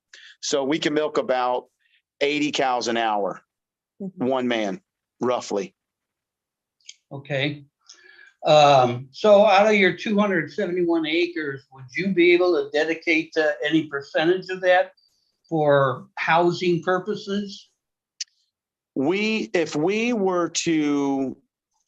predominantly pasture. And then of course we do have about 120 acres of woods. So we're about 150 acres in pasture, cleared land. If we were to put our cows in a facility, basically what you guys know as a tie stall barn up there where they tie the cows in because it snows all the time. Our cows will be put in what they call a freestall barn where they have a bunk that they lay in, which could either be white sand or a cow mattress or a cow water bed. They would live in a barn and then everything would be toted to them. Of course, now the barn, when I say live in a barn, it is a very nice barn. It's, fans, misters, it can even go as far as being climate controlled. And then all their feedstuffs are brought to them. So they're no longer grazing on the pasture. But when you look at the environment and the elements most of the time. You have a lot of inconsistency in production. So you want to keep that animal as comfortable as possible. So if we can keep her in, you know, in a barn where she's not getting beat by the rain or beat by snow or cold weather, you know, blistering cold weather, I think we can be a little more efficient with production and everything like that. Then we can take the available land and go to dedicate that land to some other items or, you know, feed crops and stuff like that. Okay, Tiny homes. You know, or a small portion of land that could be possibly cleared that's wooded, or some land that's not really super usable. We could dedicate it to a tiny home community. okay.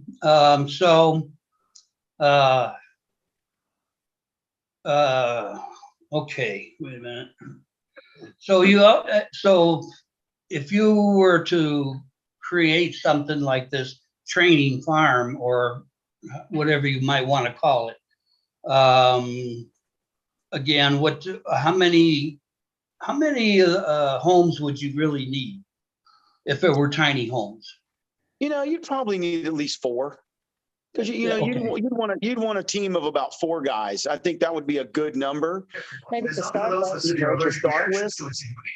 And I think you know, you have 4 fully equipped tiny homes and you know, kitchens and all that ready to go where they have their own little quarters. And then, you know, they're dispersed from here. So whether it's, you know, here within, you know, you maybe put a radius, and then we start another group outside of that radius. And then, you know, in different farm areas where, you know, where we know there's enough farms, then, you know, we could, you know, that would warrant, you know, one of those crews. And then those crews could, you know, could be available to them. Okay, in your opinion, how hard is it to get help? To get help, it is pretty difficult because if around here, you know, there's not a lot of help. If you do get help, they're more than likely can show up drunk, stoned or high, one or the other, or not show up at all and just no show, no call, which we've had that done before. I can look out my back door and see the front of the dairy barn. So I can see the lights on down there. There was a time and a point where I had to wake up every morning at 2:30 to go look and see if the lights were on, to see if the help showed up, and then go back to bed. So me as the business owner had to babysit the help. And there was a lot of nights I looked down there and no lights on. And what I have to do, get up, get dressed, wake up my lovely wife, and we go down there and milk cows. You know? Yeah. Then, you know, but then there's times where, you know, the help shows up, but, you know, is the help doing a good job? You don't see them at 2:30 in the morning down there. So you really don't know what's going on down there. You know, either you babysit and pay the bill or do it yourself, you know, unless you can have some, you know, some dependable trained people. And I have an acquaintance that's out in California who has actually developed a staffing service for dairies. And he staffs milkers, he staffs foremans. He also performs trainings, barn trainings, parlor trainings, different trainings and stuff. And he started this just by accident. He was actually running a dairy and was short a couple of guys. So he went on, he's a Spanish guy. So he went on the radio station in California and made an announcement. And next news, you know, he's got people calling him. And he's like, oh, did I just stumble onto something? His boss man's like, you might want to, you know, try this out. So the next thing you know, the neighbor calls him, says, hey, can you find me a guy? He found a guy for the neighbor. And then on and on and on. Now he don't milk cows no more. He's just staffing people. He's even got family, I think in Mexico, that recruits people from the college in Mexico to come over to give them jobs. They get them legal, they do everything, and they get them jobs, which I think that's great. You know, if we can help some folks like that, get them legal and give them jobs, why not? That's a good idea, you know, and that's kind of what I was driving at, because You know, the incentive has to be there for them to do the work correctly. Absolutely.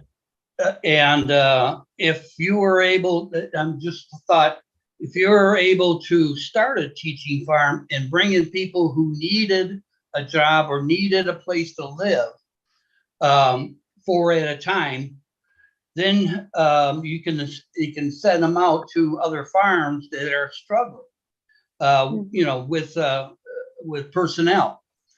And then, of course, maybe near those or on those farms, there would be other tiny homes where the incentive would be, we're going to give you this tiny home as long as you're working here and doing your job properly. Set some rules to keep them going and not, you know, running off, getting drunk and high and everything else. Sure. So it just kind of surrounds everything. You know, you're training people, so you have your farm is covered, but at the same time you're training people to go to other farms to help them out, and you're also giving them a home, getting them off the streets. Right.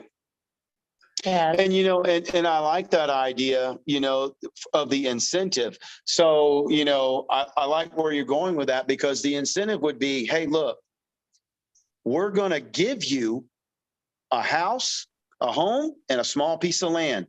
But here's the catch. You work at this farm and perform, and at the end result, this is yours free and clear. This is your incentive to do a good job and get restarted in your life. And, you know, something of that nature.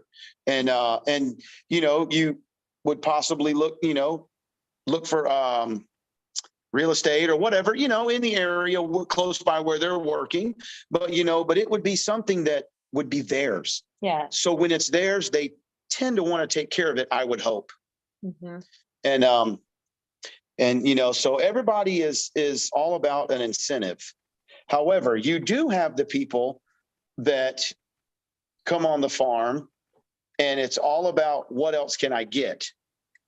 Yeah. That's a different breed of people. All they're here for is the money, handout. Yeah. the handout. What else can I get from them?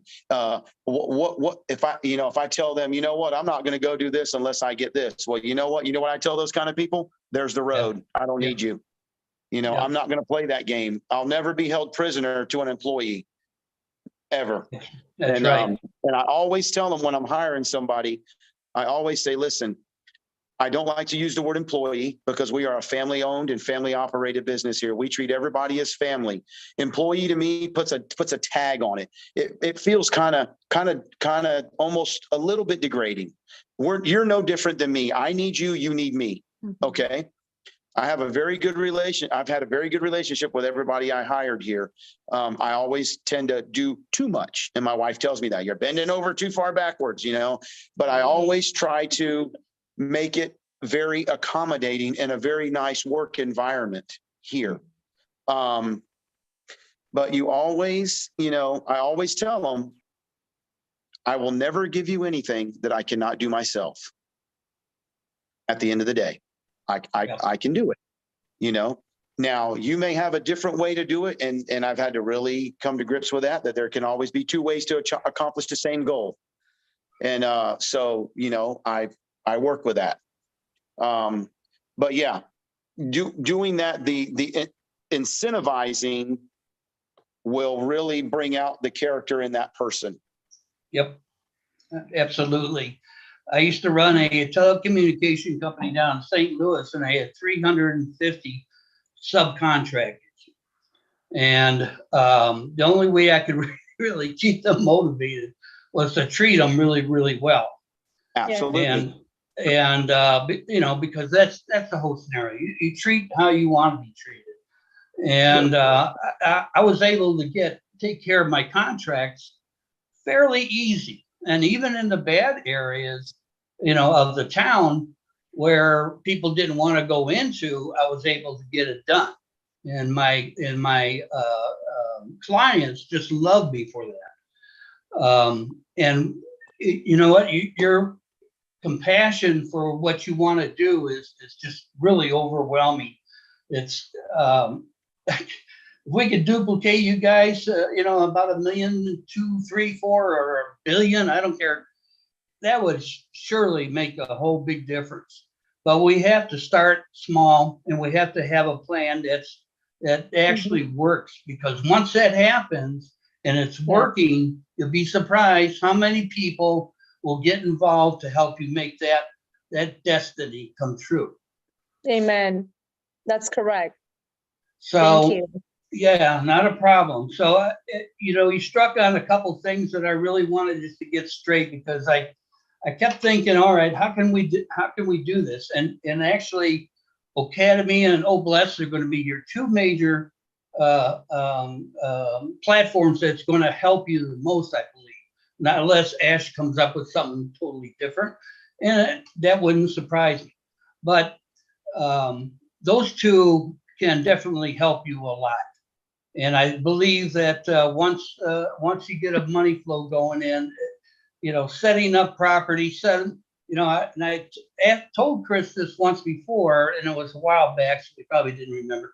But when he started talking about getting people off the streets and feeding them, then and then he mentioned something about tiny houses. My first thought was, there's a lot of empty trailer parks that are going blank, and they're already wired for whatever you need. It's got the sewer lines, the power lines.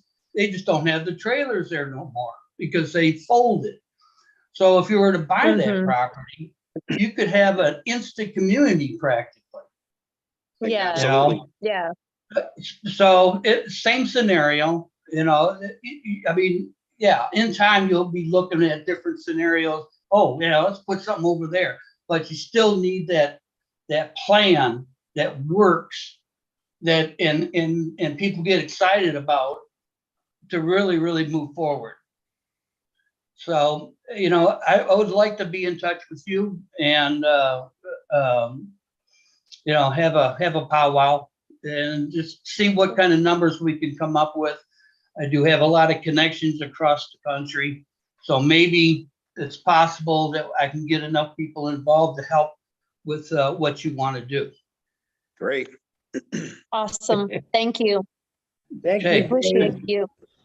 Thank you, Dave. You took a lot longer than I wanted you to, but I appreciate you, brother. All right. It's almost 10 after 11. We have 1, 2, 3, 4, 5, 6, 7 hands. I'm going to get them through. I don't want to rush anybody. Get your point across, get it in there, and we'll go. So Miss Nadu, come on down. You've been waiting a long time. Yes, Chris, I've been waiting, but I won't be long. I want to thank everyone here. And my point is going to the couple. I salute you. The harmony that you show, the respect to each other when you are talking to us. This is what captivated me, and I wanted to take that out. If every couple can work like you, we will change the world, because it's not easy to work as a couple and you guys live together, work together. And all this time that you were here, we don't feel like you were tired. When someone is going down, another one is ready to pick up. I cannot go to bed without saying this. We need that. And the other point, a lot of people say it, is the education. Education is the key. When we go to our grocery, to the marketplace, we don't know that those animals that we are eating, they were killed by someone. Years ago, I witnessed something.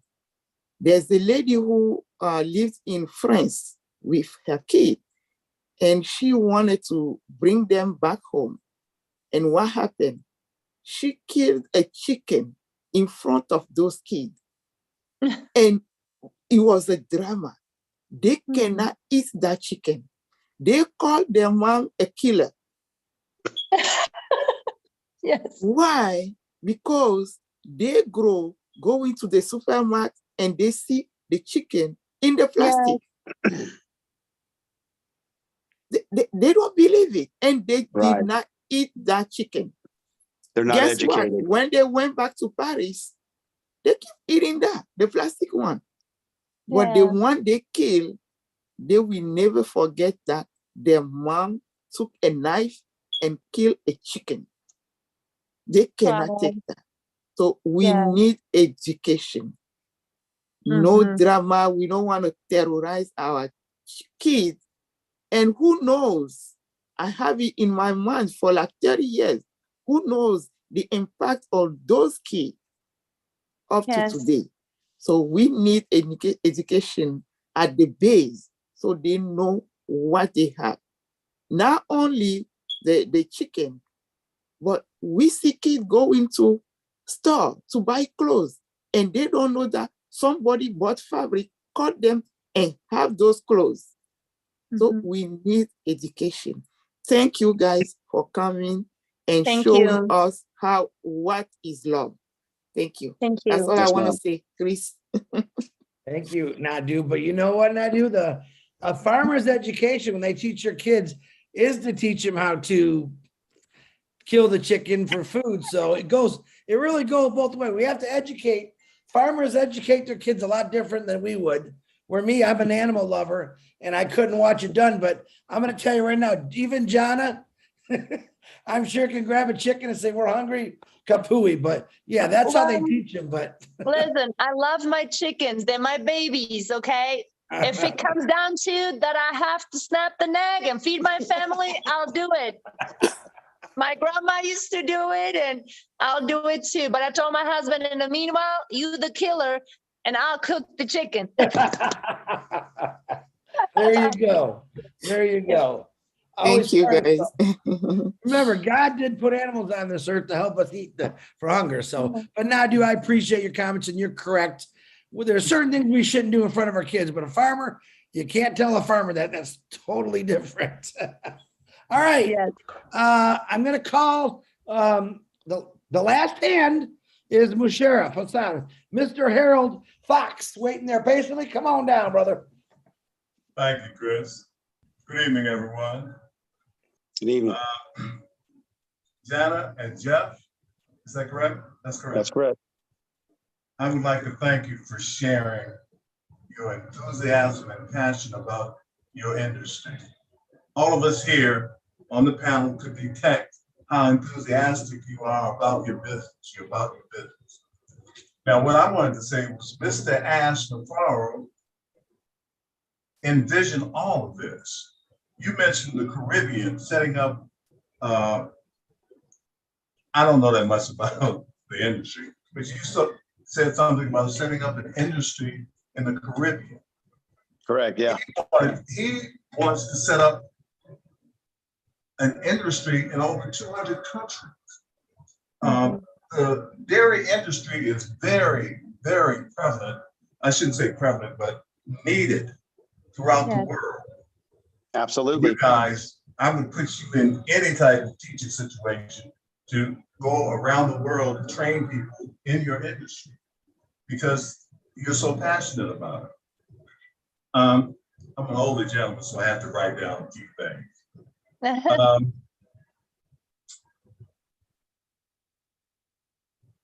I'm not gonna hold you up. Some things I'm just gonna keep to myself. One thing I really wanted to know: how do you actually make chocolate milk?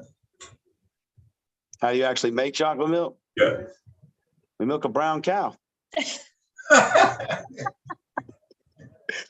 No, what they actually do is when milk goes to the processing plant, they have flavorings that they can add. They'll add the chocolate flavor.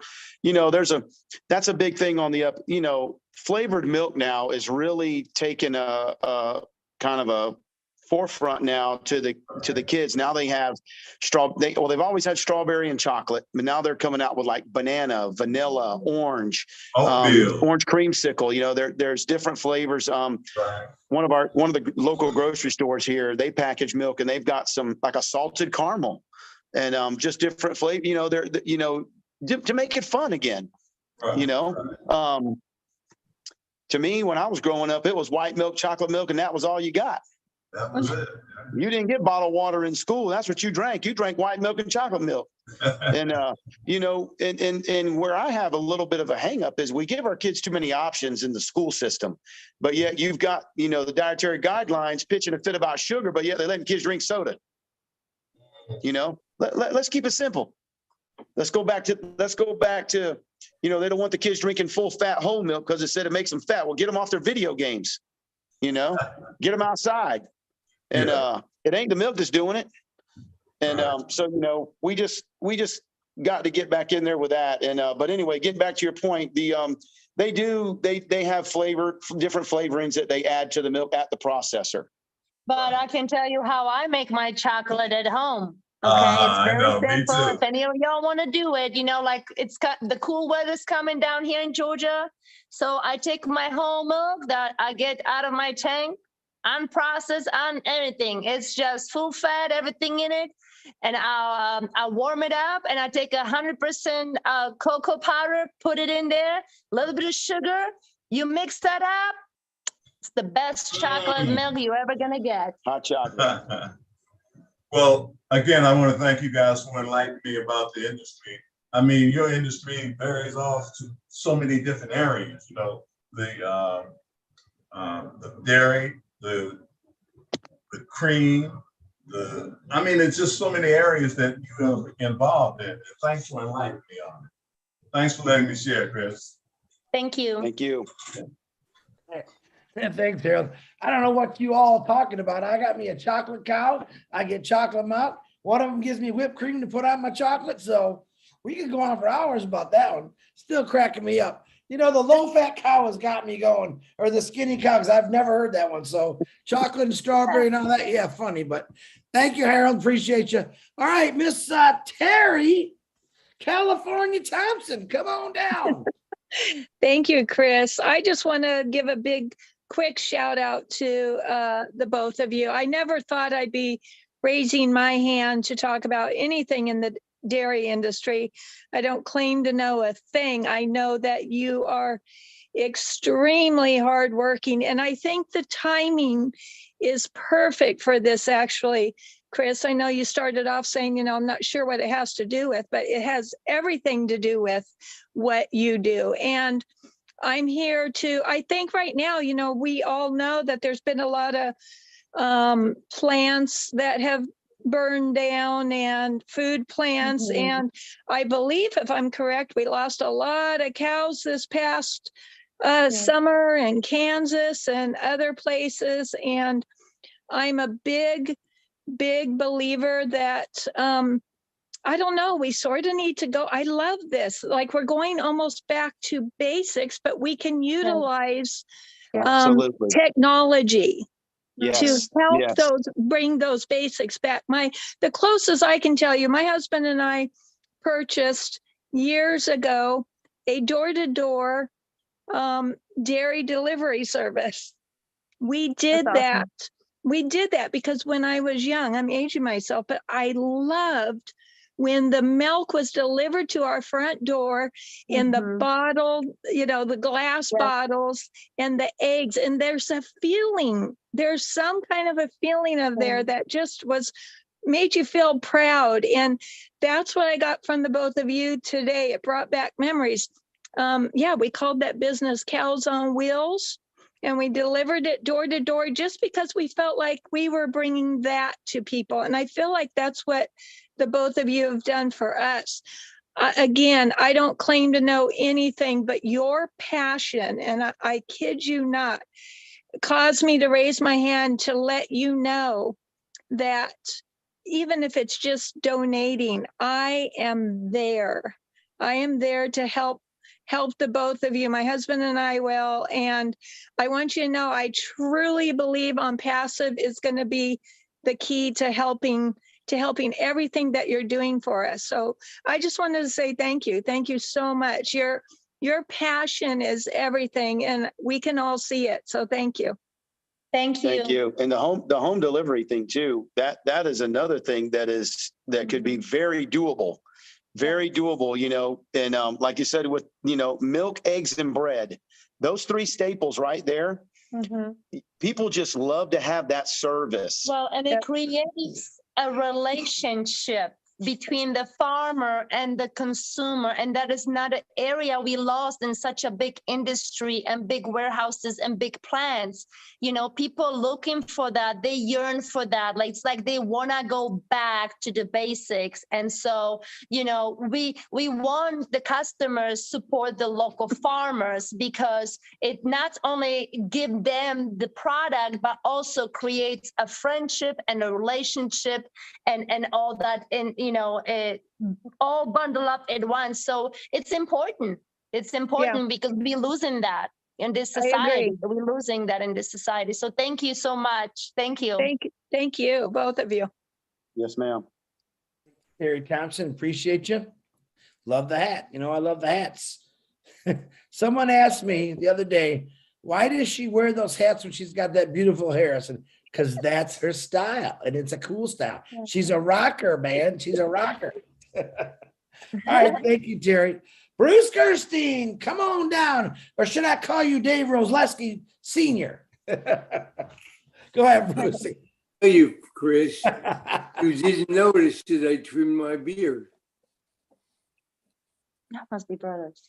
David is longer than men. I want to first of all thank you very much, John and Jeff Pusiglio, for what you do. I look at you and I see two of God's miracles who are doing God's work every day from your heart. And that's amazing. I love your story about the guy who said, get in the car, and how much passion you had for that. And I'm thinking about many things. You have so many different angles that you're looking at. One of the things I know from you have a lot of clarity, Jeff, when you talk about the things that you're doing and the associations you're involved with. One thing about OnPassive is that every one of those people, I don't care who they are, can be a reseller. And if you look at your industry used to be supplemented a lot by the government, and the government doesn't seem to be caring very much about farmers. But without food, we don't get any help, and if we don't have any help, we have nothing. So you are a very important part of this chain that we have, in this link that we have. But I'm thinking about when you mentioned the association, the best way to, I'll have a little discussion with you on that. But I'm thinking you can invite them in to help the association grow funds also, as looking at O Academy for them to be involved with and become resellers, because every reseller that comes in not only helps them, it helps everyone around them. The people that come in to work for you, if you sell, you can get people so you can teach people, and you can also reward them in that way too. You can also, because one of the things we have 3 free products coming out. We have one amazing communication product called OConnect, another one which is paid for, but ONET and OMail. And those things, you're in a rural community. In rural communities, my brother has a farm, not a farm, he has a place in Wyoming, and his nearest neighbor is 9 miles away. And the communication is essential for people in your community. And the best way to get them to connect is we keep offering them the free product. And you know what will happen once they see that. They'll find out more and more and more about OnPassive. But when you look at bringing people in to teach them, and I believe in the barter system, and that's what you're really talking about, having somebody to work, have a house, a place to live, a place to eat, and to be taught how to do something. Most of the people who come there are probably not sure if they really want to farm. I remember, I got to tell you a funny story, because you talked about getting up at 4 a.m. in the morning, milking cows. I had a roommate, he came from Wisconsin, they had over 1,000 cows. And I said, a dairy farm. I said, that's really cool. He goes, Bruce, what's so cool about waking up at 2 or 3 a.m. in the morning? Yes. Wait to be milked. And you got to get up that to start milking your cows. It's not an easy job to do. And that's a very, very, he really has to be dedicated to them. Because they're like your children. If you don't milk a child, they get painful. Things get painful. And it's very important to make sure that they're okay and healthy. I'm thinking about the housing that you have for them inside. If I were a cow and it was summertime and I had a nice cozy place inside with mist coming down, no, I'm not going outside. It's air conditioning. Heck no, you ain't gonna want to go outside. Heck, they got water beds for these cows Oh, no. now. I got to do a little bit of exercise and then come back inside, lay down, But you were a blessing. You're a real blessing. And I know that you talk about, you do all this for God. And the bottom line of all this comes down to when we learn about Ampassad, we learn that the one thing we're supposed to be doing in this world is to help each other and serve each other. 100%. And also, I'm come from a different faith, but the same thing happens is that you always thank God for letting you be of service. You always give God the glory for all the benefits He helps other people. And you are really a godsend here. I don't know how much you know that, but you're humble, you're proud, and not in a prideful way. You're proud because of what you do to help others. And that's the most important thing. And your energy and your enthusiasm is really, it comes off of you and it brings us all to that place of feeling, being filled with enthusiasm and love too. So I don't want to belay too long. I know that David went a long time and I'm not going to go as long as David because I don't have the wind to go that long. But I want to tell you that I didn't grow up in a farm. I'm a nice Jewish boy from the suburbs, but I understand how difficult it is. I had a friend in Thailand.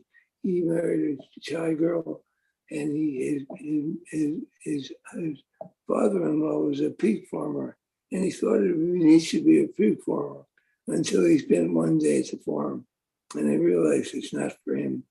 So farming is not for everybody, But the thing is about all of this, that, if you want to get almond milk, you get an almond cow, right?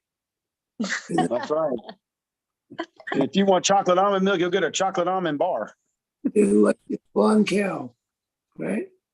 So anyway, I want to thank you again for being here, and yes, sir. You one day too. Namaste. Thank you. Thank you, sir. Thank you, Bruce. If you're wondering why I'm laughing, it's because I don't know if you know who Robin Noble is, Jana. Yeah, she's sending me funny things. I said, well, come on if you want to talk. And if you know Robin, she's actually quite comical. She said, I could milk this all night. I'll stop now. And she said, nah, I think you've got this covered. I don't utterly need to speak tonight. little cow humor in there. So thank you, Robin Noble. When you see me laugh like that, I love it. Oh, when my you see me goodness crack up, I gracious. usually got people messaging me funny stuff. So Brucey, thank you very much, my brother. I appreciate you. All right, Greg, come on, Greg. I don't think you're going to be talking about electric cars on this one, Greg. What you got, brother? I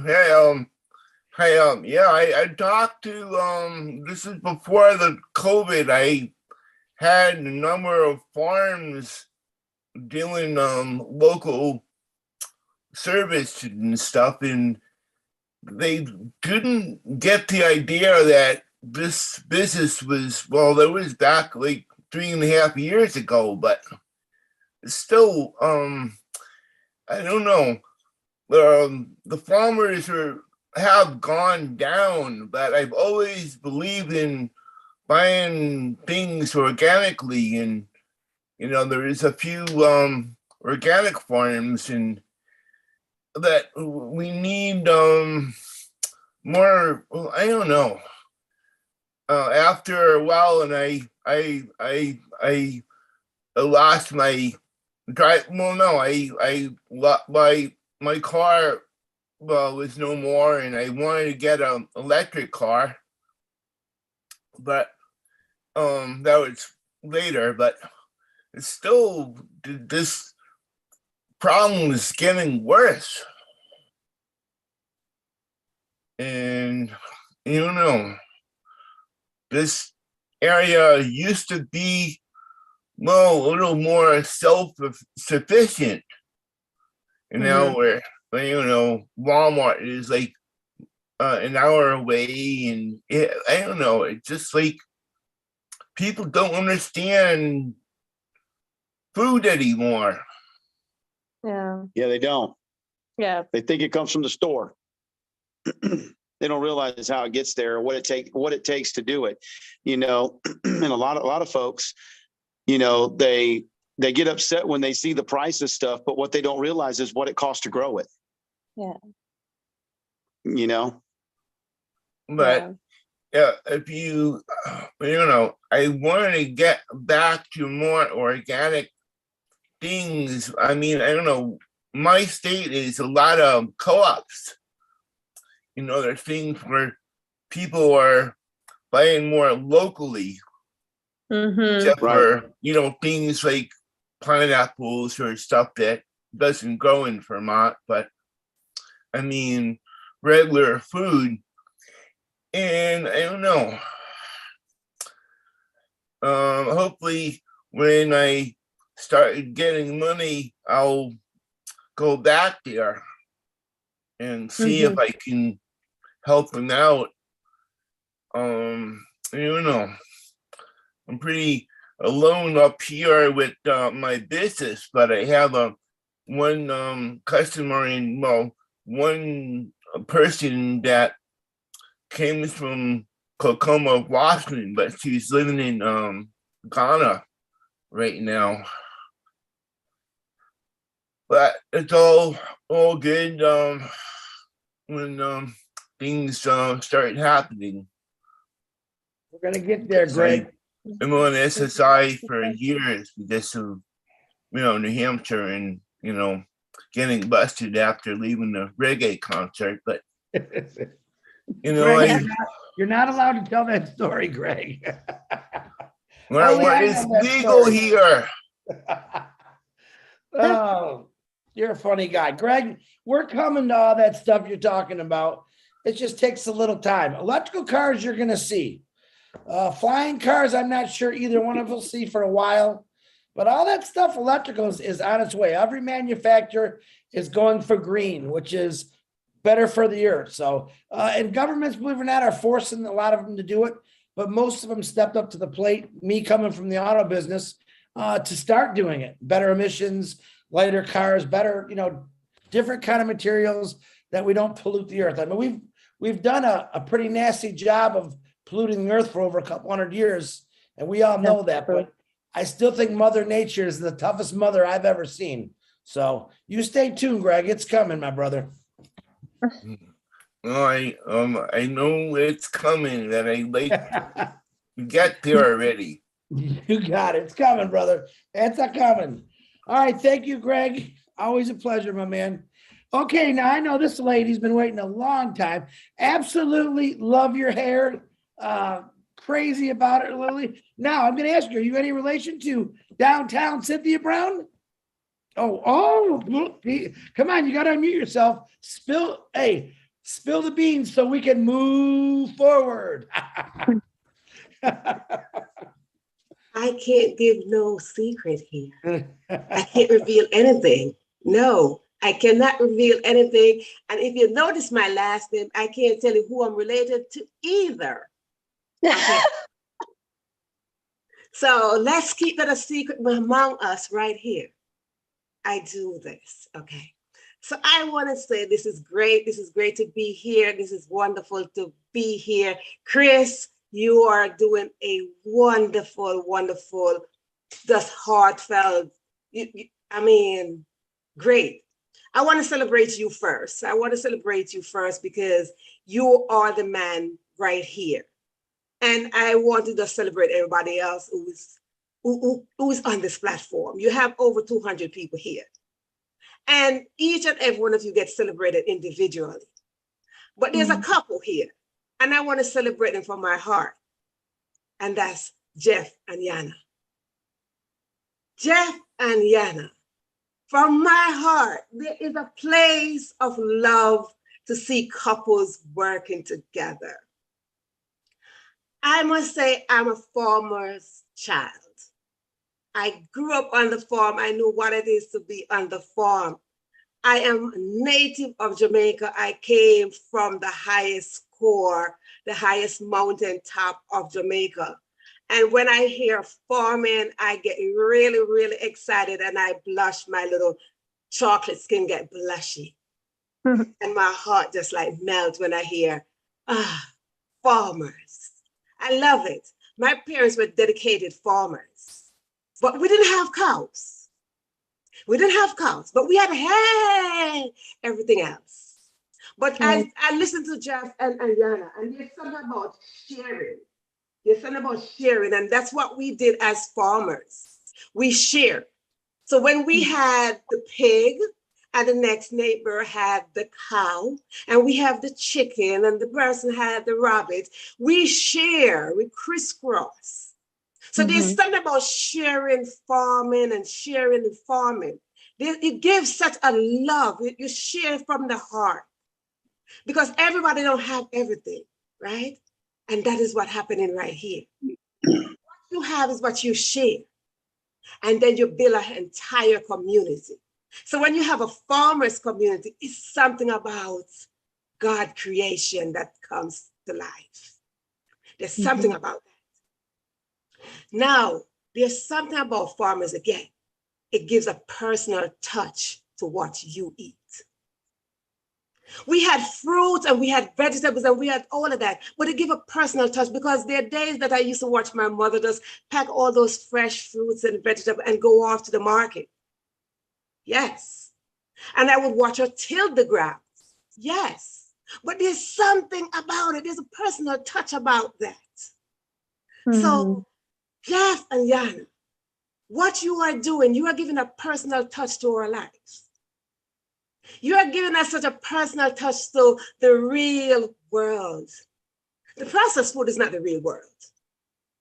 The real world is the land. And when we are replenishing the land, this is what we need.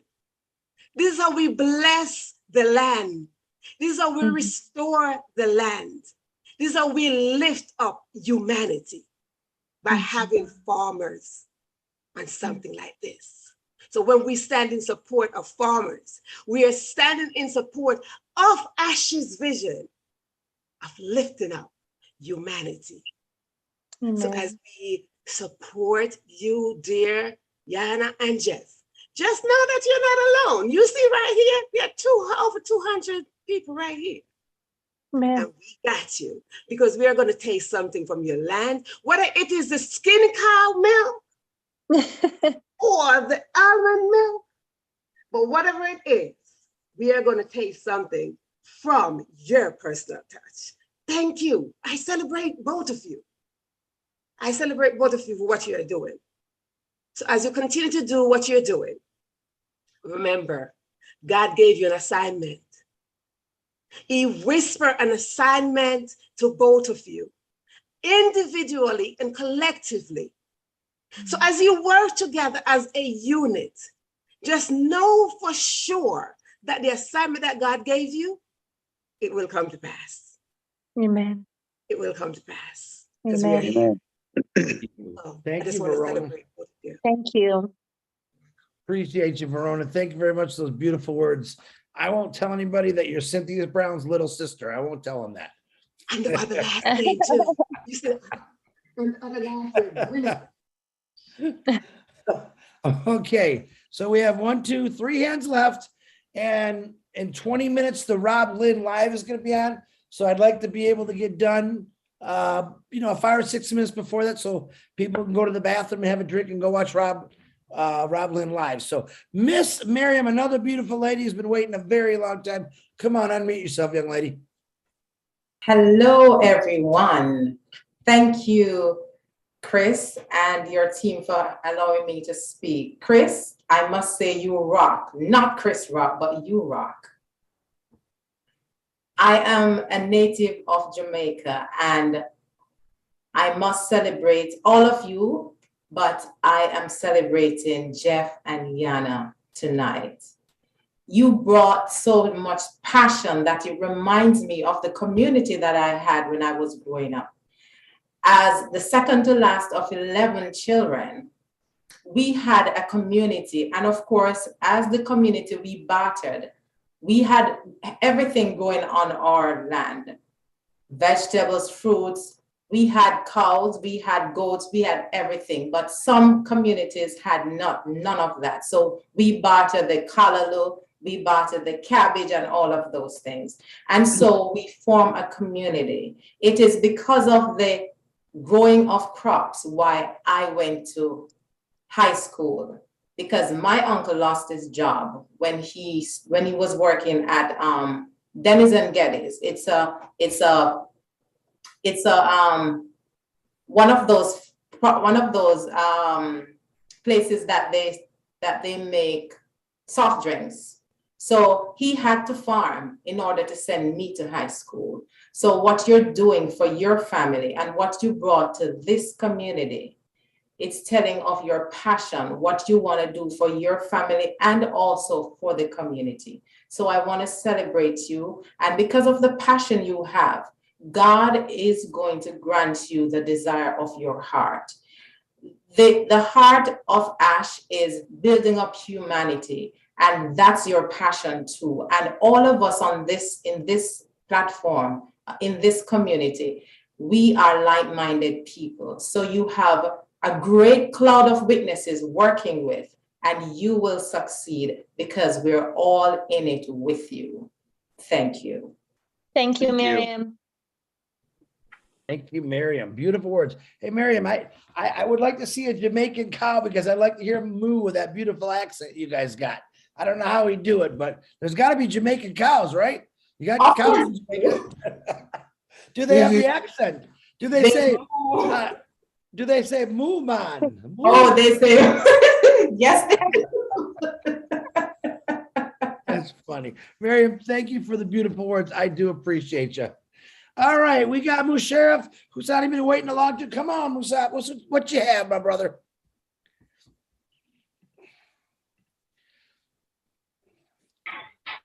Thank you, Chris. Thank you very much. And very good morning, good evening, good afternoon for everyone.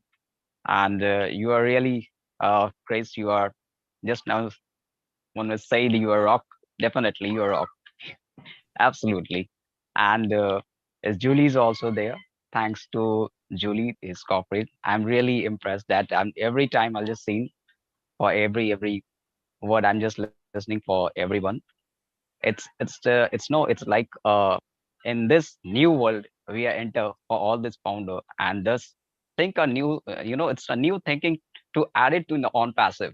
So and really I'll just say thanks to Jana also, because he's also planning a very it's a like a different and very unique thing. And these are the real founder. They will if I say like new type of is like an organization. If you say like a planning, so all the founder, they have to make a planning for that. In the future we have to create this type of as a humanity we will prepare and we will start up like that. So really it's a really a different, because no one think like that one company, and they will create so many sector. We will focus for that, how to build as a humanity. It's like a people to come and join us, and we will do something as a humanity. So it's not like only in a one platform. We will focus to all the areas, all that sector, how to build that as a human and as a business, as like involved inside the on passive, and they will like better future they have to make it inside the on passive. So definitely we will say a thanks to everyone. Actually, they are planning to different platform, different. It's a knowledge they will share it. I'm really very impressed because I'm also doing a different thing. But it's really if I say like before 2021 years, I'm also doing a management from the hotel. So now I'll just change my sectors. Now I'll go to the IT field after 15 years back. So I'm just involved in that sector. But I'm really, if I say like that, it's really a very interesting thing. Just now it's a topic. They will everyone they will share it to that. It's really impressed, and I'm just I'm just thanks to everyone for all over the world, those who participate in this and those who are listening to YouTube also. Definitely, we are planning for all the sectors, and it's like a starting. Before starting on passive, we will lots of things we will set up in all the founders' mind what we want to going to do that, and it's like a real plan up we will set for the mind. So I just say that thanks to all that founder, because I don't know what to say everyone, because all of you really are doing a great job, and these are the startup, and these are the very excitement moment, because everyone's know what is the happenings going on after a few week, after a few days. So really it's very interesting for all over the world, and we just wait for that, the good news, everything. And it's already startup as like a event, and Julie's even I'm just I don't say that time, but now I'll say to Julie, it's really I'm just seeing your event. It's really awesome, and to give the thanks to you right now, because now you are there. And in India also lots of happenings going on after 16 and that thing, and we also already do a planning for that Chris or 29. We also doing in this in India. So everyone's doing a planning for that is an event, and everything should be a very excited moment. And really, I'll give the thanks lots of founders. They are involved in this.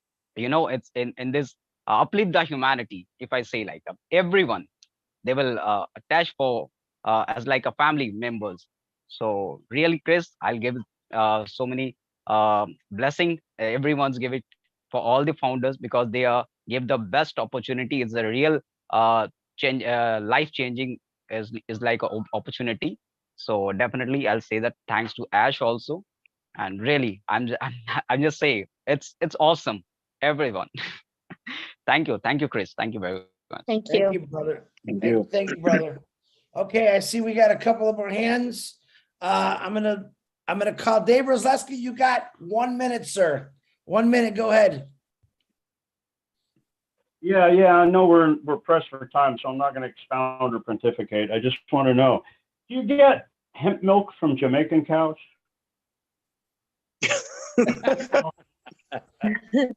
Oh gosh. That was bad, Dave. That was bad. It is legal. It is legal over there. So Jokes. Sorry. that's funny. Good Lord. All right. All the Jamaicans, that did not come from me. You could go to Dave Rosleski and get it for that, but it was kind of funny. So David, I'm going to get you. Tim Dillon, real quick. You got a minute, brother.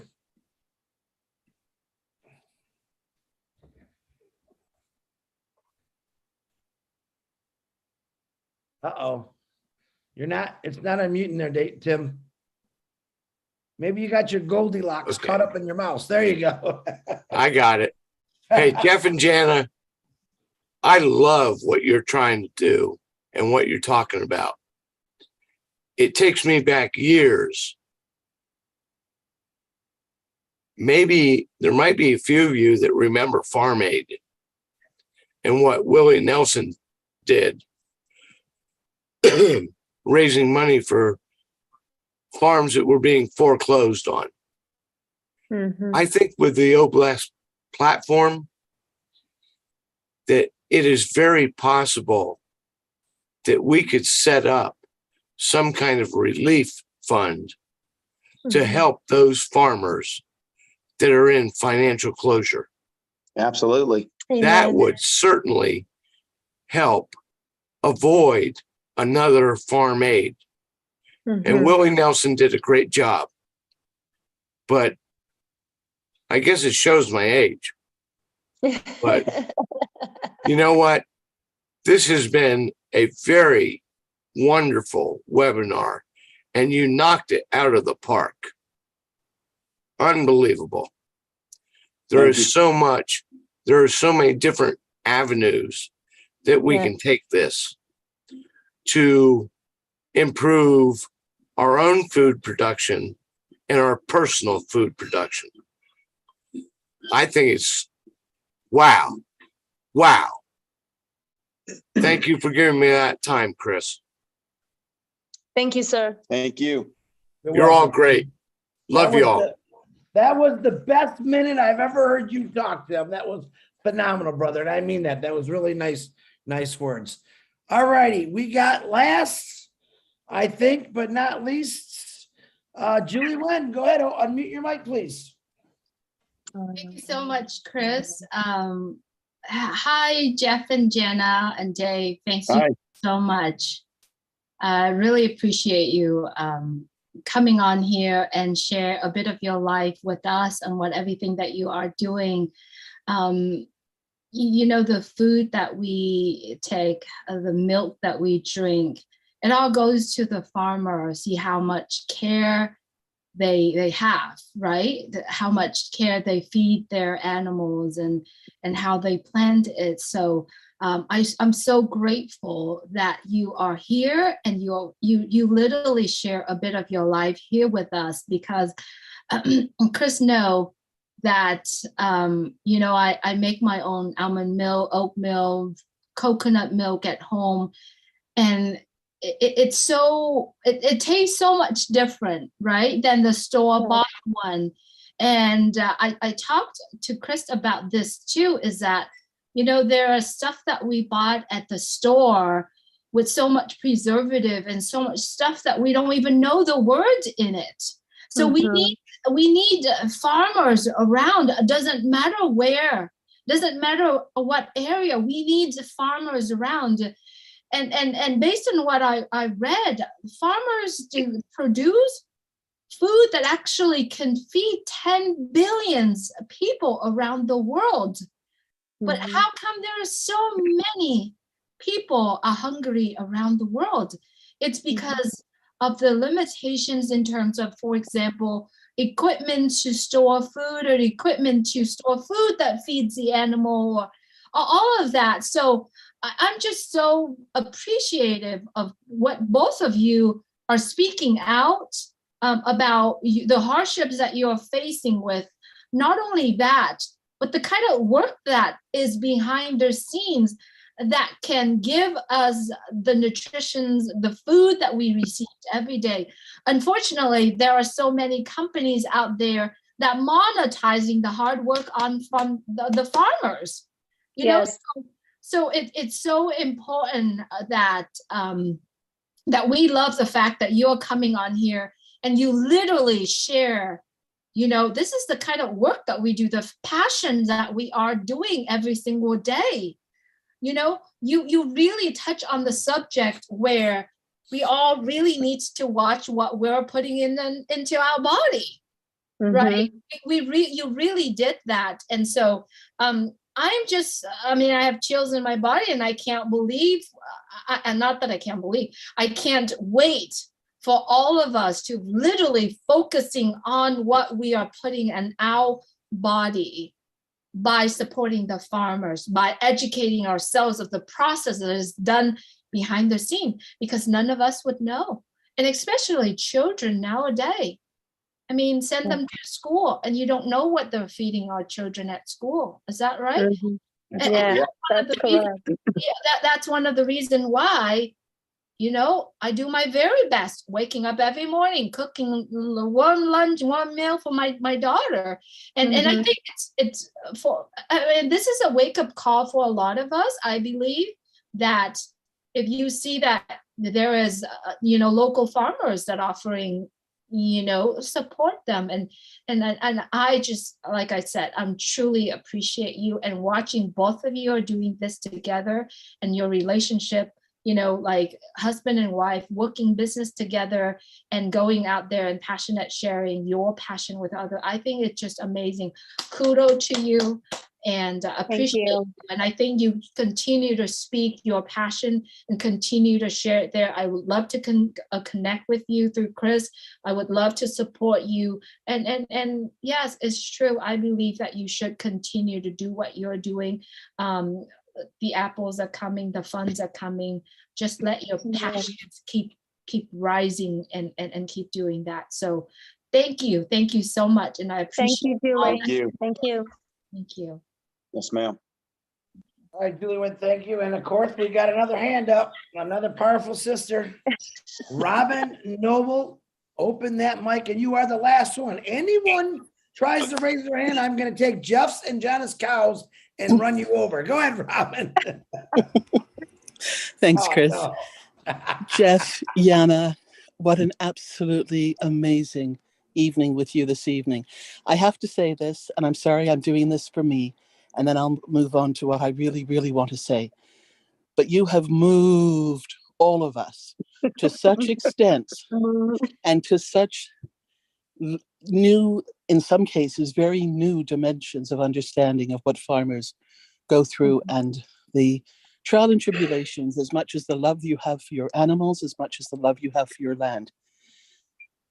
Our mum, who passed away recently, was from South Africa, and she came from farm folk.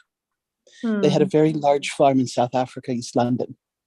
It was a dairy farm. It was pigs and chickens.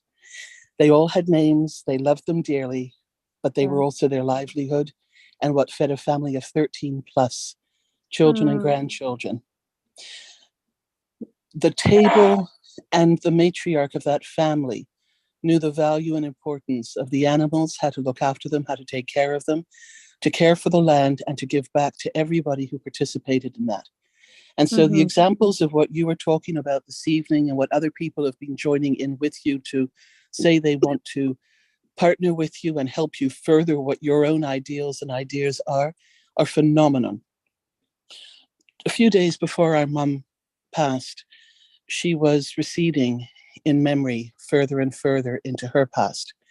And it took her back to the farm in South Africa. So there were some very beautiful conversations about how she helped her uncle and her aunt and her granny look after the animals and the cows and everybody on the farm.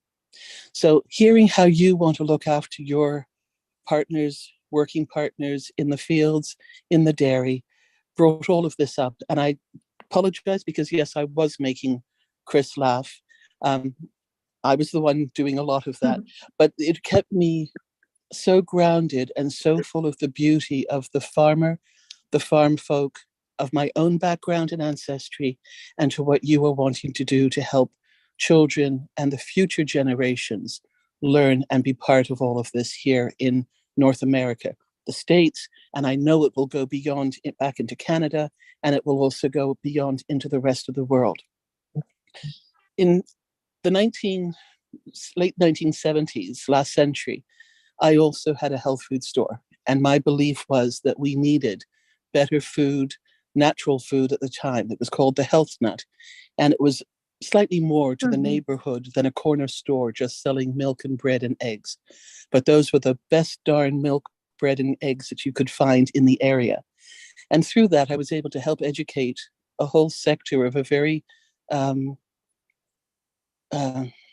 an area of the city with a bit of an attitude and not very friendly towards newcomers or to change, learn and understand the importance of fresh and farmers and buying locally. So for the lady who said that the children went back home and went back to France and had the chicken out of the plastic, that was the type of neighborhood I was in. That's where they shopped and what they wanted. So when I started bringing in fresh food and fresh farmers, cheeses and eggs and milk, it was quite foreign to them. I won't take any longer because we're just about to hit the midnight hour, but thank you both so much. And thank you to everybody who contributed to this evening. This is just the first rock or pebble that's been dropped into the pond. The ripples are going out. Chris, as always, another amazing, amazing Obless. And thank you so much for letting me be a part of it. Good night, everybody. Have a great day for those of you in the start. Thank you, ma'am. Yes, ma'am. Bye-bye. Righty, thank you, Robin. Appreciate you for coming on talking. And everyone that's talked, let me do the shout outs because Lynn's 12 o'clock and she's going to be late for 5 seconds here. I do personally want to thank, excuse me, Jana and Jeff. This turned out to be bigger than I thought. And I'm going to be straight up honest with you. I never seen so many hands raised on one of my webinars here. I'm very impressed. Many messages are sent to me as, who are these two? Once again, where did they come from? And it's pretty amazing. But I want to personally thank you. I'm going to say Jeff and Jana and Paso will bless is definitely going to help out you. Every one of us are going to stand shoulder to shoulder, and we're going to be there for you because Obless is fixing everything, not just one thing. So from the bottom of my heart, I appreciate you both. Love and passion to both of you because you guys got a lot of that. I want to thank all the co-hosts on here, and I don't know if they're still on here. Maybe some of them left. I don't know. Brucey, Engineer Mike, actually John and Jeff are co-hosts. Julie Wan, Lister T, Narelle Warcon, and Lynn Nakamoto was co-host, but she's probably going to start her show. I also want to thank Daryl Cook, who always writes notes, and I think Jeff and Jana are going to have to get up early in the morning to go milk some cows. So I do appreciate, I love every one of you. Tonight, right after this, go see Rob Lynn. They always have a midnight live. And then tomorrow, 2:00 is going to be a Pass It 360. Is Ash going to show up? I don't know. Can't tell you. We like surprising you, but we don't know. He's been so busy this week, it's not even funny. So I appreciate every one of you. Get out there and bless somebody. Pray for our friends that are sick. If you got a birthday, happy birthday. Go get some sleep because tomorrow's going to be another long day. I love every one of you. Jeff and Johnny, you want to say anything before we go? Yes, I would like to say that in the meanwhile, as we are in a process getting on that train to win it, just whatever you are, just remember that you can support even now the local farmers. If you see a stand or if you see a, place where there's a local, just go and support them, buy it from them because they not only work hard, but they grow it with passion and heart to feed the community and everybody. So that would be my final words. Thank you. Good night. Good night. It's going to be an early morning. Thanks, Jeff. Yeah. Good night, everybody. Y'all be Good blessed. night, all. Sorry we kept you up so late, but you were good. So, all right. Good night, everybody. Say goodbye real quick. Good night from Canada. Good night. Winning.